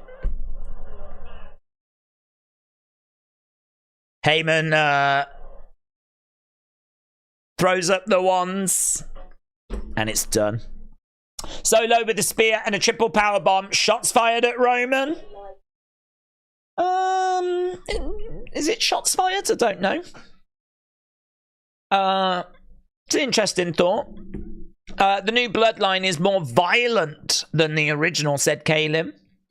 Can we move on from KO Randy feuding with the Bloodline? It's getting repetitive, said Big Time. That's what she said. Said, I can't take the Bloodline seriously with Jobber Solo leading them. Leaping Lucha Larry said he's got the whole head in his hand. Joey said, has there ever been a time that the Bloodline didn't get DQ'd? It was a bit predictable, wasn't it? Big Time said, do we think WWE is playing with fire with all these contracts expiring? I will say they've made sure to lock in the big names like Drew, Seth, Finn, Priest, Bailey. I don't know, to be honest, because I don't quite know. The word on the street was that they were not happy that contracts were coming up and they hadn't been dealt with. And so people from like the talent relations department got released. And rumors were that part of that was because they had allowed contracts to run as low as what they had. So I don't know if there's just been a massive botch or something, or if it's a strategy. I genuinely don't know. I mean, some of it could be that they have spoke to wrestlers, given them an offer. I mean, don't forget, this is a new company.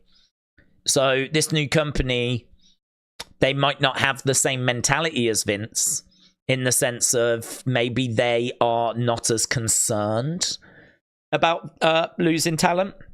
Perhaps they're looking at the ratings, looking at where they are, and they're thinking, we're cooking, we're flying, everything's brilliant.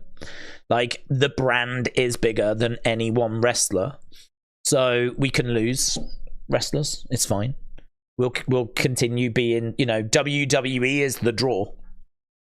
And so I don't know. I can't quite get what's happening at the moment. I can't tell if it's a strategy or if it's a botch or if it's a little bit of both or if it's just the new company operates just different to Vince.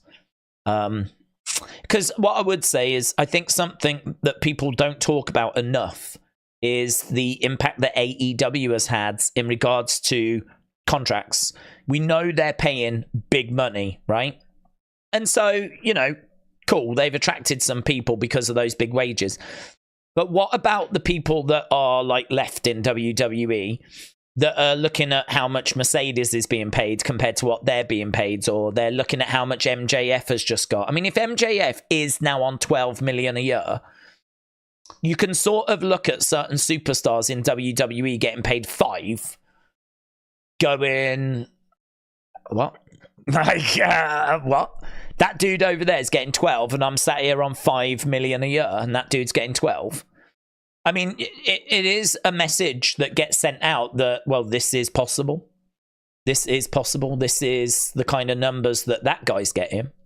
You know, and everyone feels like they should be on that level, of course. I mean, no one's going to fight for you to get more money than you should be fighting for you to get more money. So, of course, there's going to be people that are going to be pushing for the biggest number possible. So, I don't know. I mean, if a new contract comes in, like, right, you was on 5 before, we're going to put you on 6.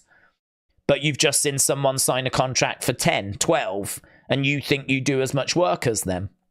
You think you're as important to this company as they are to that company.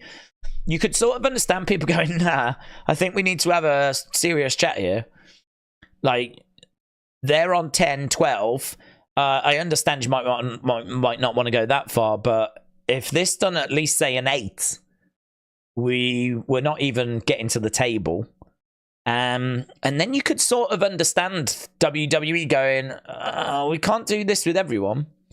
You know, we can't take everyone from where they are now and just increase it by 30-odd%, you know? We can't just increase everyone's 50%, 30, 50%. Like, we can't, that's not sustainable. So, I don't know. I don't know if it's a botch. I don't know if it's a strategy. I don't know if it's the AEW effect. I don't know if it's a mixture of all of those.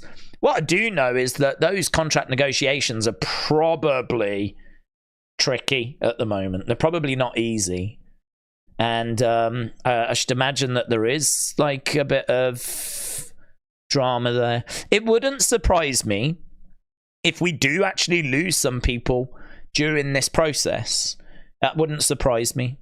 Because it could be that they're just steadfast, I am worth this.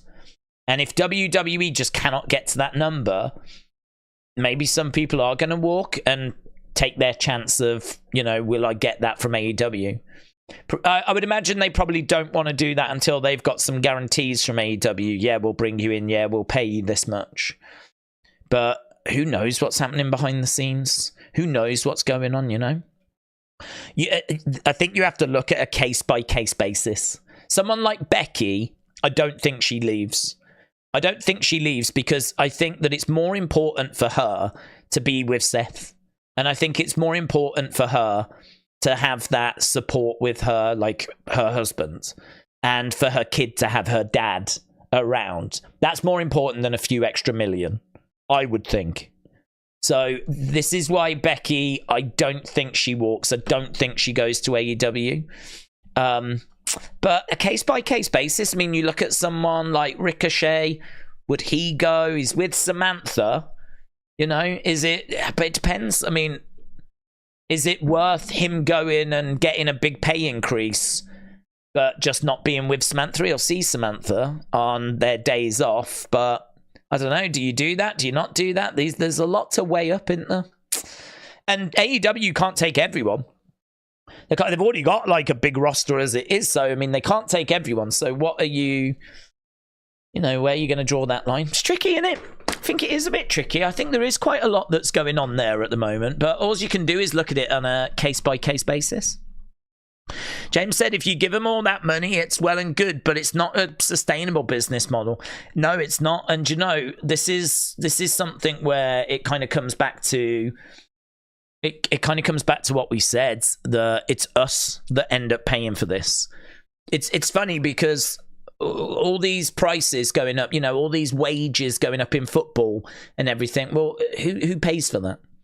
Where does that come from? Yeah, some of it might come from sponsorship, right? But then it's going to come from ticket prices, isn't it? At the end of the day, it's going to be the network or Peacock, or it's going to be those guys that are going to have to bid more and more.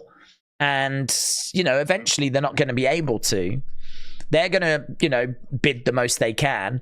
If these wages keep going up, the shortfall will be the fans. You know, we've seen ticket prices going up, you know, by X amount. And we've seen them gloating about the fact that we're making more money now than we ever have. So, you know, you're kind of gloating about making all this money. You probably are going to have pressure to increase your pay of the fighters, but this thing just keeps going up and going up, going up. This thing, you know, for me, I just think that they're talking about a cap in the Premier League, and I don't know if there's a salary cap in other sports, but they're talking about introducing a salary cap, and I wonder if like wrestling would benefit from that. Like there is just an amount that you can't go above, you know, 10 million. Can't go above 10 million, something like that. Because it could just keep going up and up and up, and crazier and crazier. God only knows where we'll be in 5 years. And at the end of the day, who do you reckon's paying for it? It's going to be us, isn't it? One way or another, it's going to be us. We'll end up paying for it. And I don't know, it's just... when is enough enough? Do you know what I mean? When is enough enough? It's one of them, isn't it? If you're not in that situation, that's an easy thing to say. But if you're Sasha, if you're MJF, if you're Becky, if you're Seth, if you're Roman, if you're Brock, of course you're trying to get more. Of course you are. We'd all be trying to do that if we were in their positions. But it's like, I don't know. At what point do you go, come on.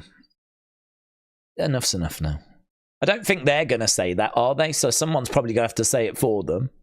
Well, I can't see you getting a payment cap, a salary cap in. And even if you did, it's probably a really controversial topic. It kind of goes against the system and it makes people uncomfortable. But I think for me, the bottom line is I know who ends up paying for this. It'll be the fans. For me, wrestling was always a sport that was a working man sport.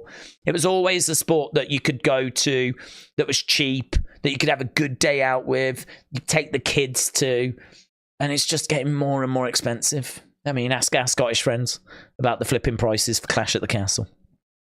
So I don't like seeing it all spiraling out of control. It makes me nervous. Ollie said, please bring back football days. I don't think we can, but it was a lesson learnt for... I'd love to, because I love the Euros, and I will be very much watching the Euros. But I just can't see it happening because of the fact that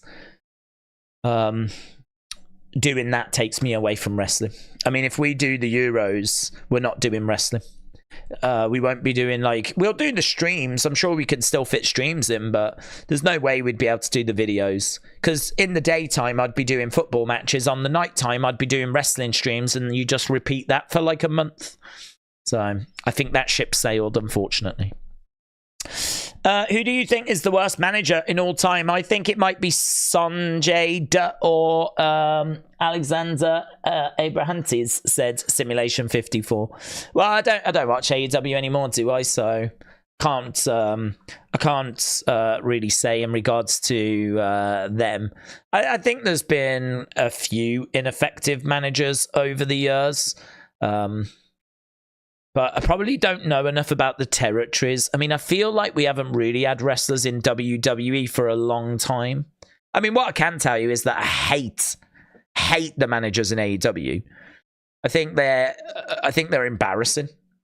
I've always the dude that was, I know he wasn't a manager, but is it Brandon Cutler? Was it that was spraying the air thing? I just thought that was embarrassing, cringe, and I think it was meant to be. But I hated that. Sanjay Dutt, I don't know what he did, to be honest. I didn't even like Prince Nana for quite a while. There was no managers with credibility. There was no managers that was really bringing anything that I thought was good or interesting. It was all embarrassing stuff. So, but WWE have really moved away from managers. We just haven't been having managers. I mean, I don't think... I'm not a fan of what Robert Stone does. Robert Stone, I'm sure he's a good guy, and I'm sure there's a place for him, but I can't say I've been enjoying what he's been doing in NXT, to be honest. I think there's a better way of using him. So, I don't know if he's going to obviously transition now to managing someone else. He was with Von Wagner for a while, but if we look at the landscape at the moment, yeah, AEW, when I was watching it, not great. But WWE, I think, moved past that quite a while ago. Anyway, I got to run away. I got to go because I got to do the video on this Nightbird thing. But a big thank you to everyone that's joined us. Let's end this poll. We got 52. We got 29. We got 9. We got 8. Don't forget, we are back on Sunday with NXT stream. what I'm thinking of doing is, obviously next week we've got Clash on the Saturday.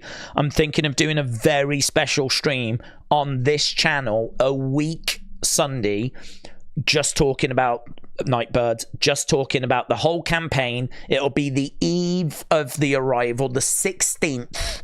We do like a 3-hour stream where we just talk, answer questions, all that kind of stuff. That should be a lot of fun. So no stream tomorrow. So no stream tomorrow, but we will, I'm sure there'll be something on the channel. Really, my focus is Sunday for NXT. There will be a stream on Sunday. Then, of course, we're back Monday for Raw, Tuesday for NXT, and we build our way to the weekend. Then we've got Clash. Then we've got, I might have predictions tomorrow for Clash, actually. But, yeah, we're going to do a big stream on the 16th. I'm thinking of doing that, so look out for that. And also, don't forget, if you go over to my accounts, if you go over to, if we bring it up on screen. So, Wrestling Days YT. Go over here, scroll down. This one. Follow everyone that leaves a comment below. We've now had 449 comments. And I keep stressing it because it is very important. You need to go down and follow everyone. You need to do what I was doing. It's probably going to take you an hour, yeah, to kind of go down and do that where you just go down, right? It's probably going to take you an hour to do that. I know that that's a commitment, but if all the 449 people do that, go down, just put your cursor over, just see if you're following, and you just work your way down. If you do that, and all 449 people do that, you are all going to see boosts in your followers, aren't you? You are all going to see an increase in your... I don't know why I'm doing... I've already done this first bit. But you get my point. So you will all see a boost. So 449. I really hope everyone benefits by at least a few hundred followers. That would be awesome. Awesome, awesome, awesome if that was to work that way. But it will only work if everyone does it. So go down and just follow everyone that's left a message there. So it's really easy to find. It's quite near the top at the moment.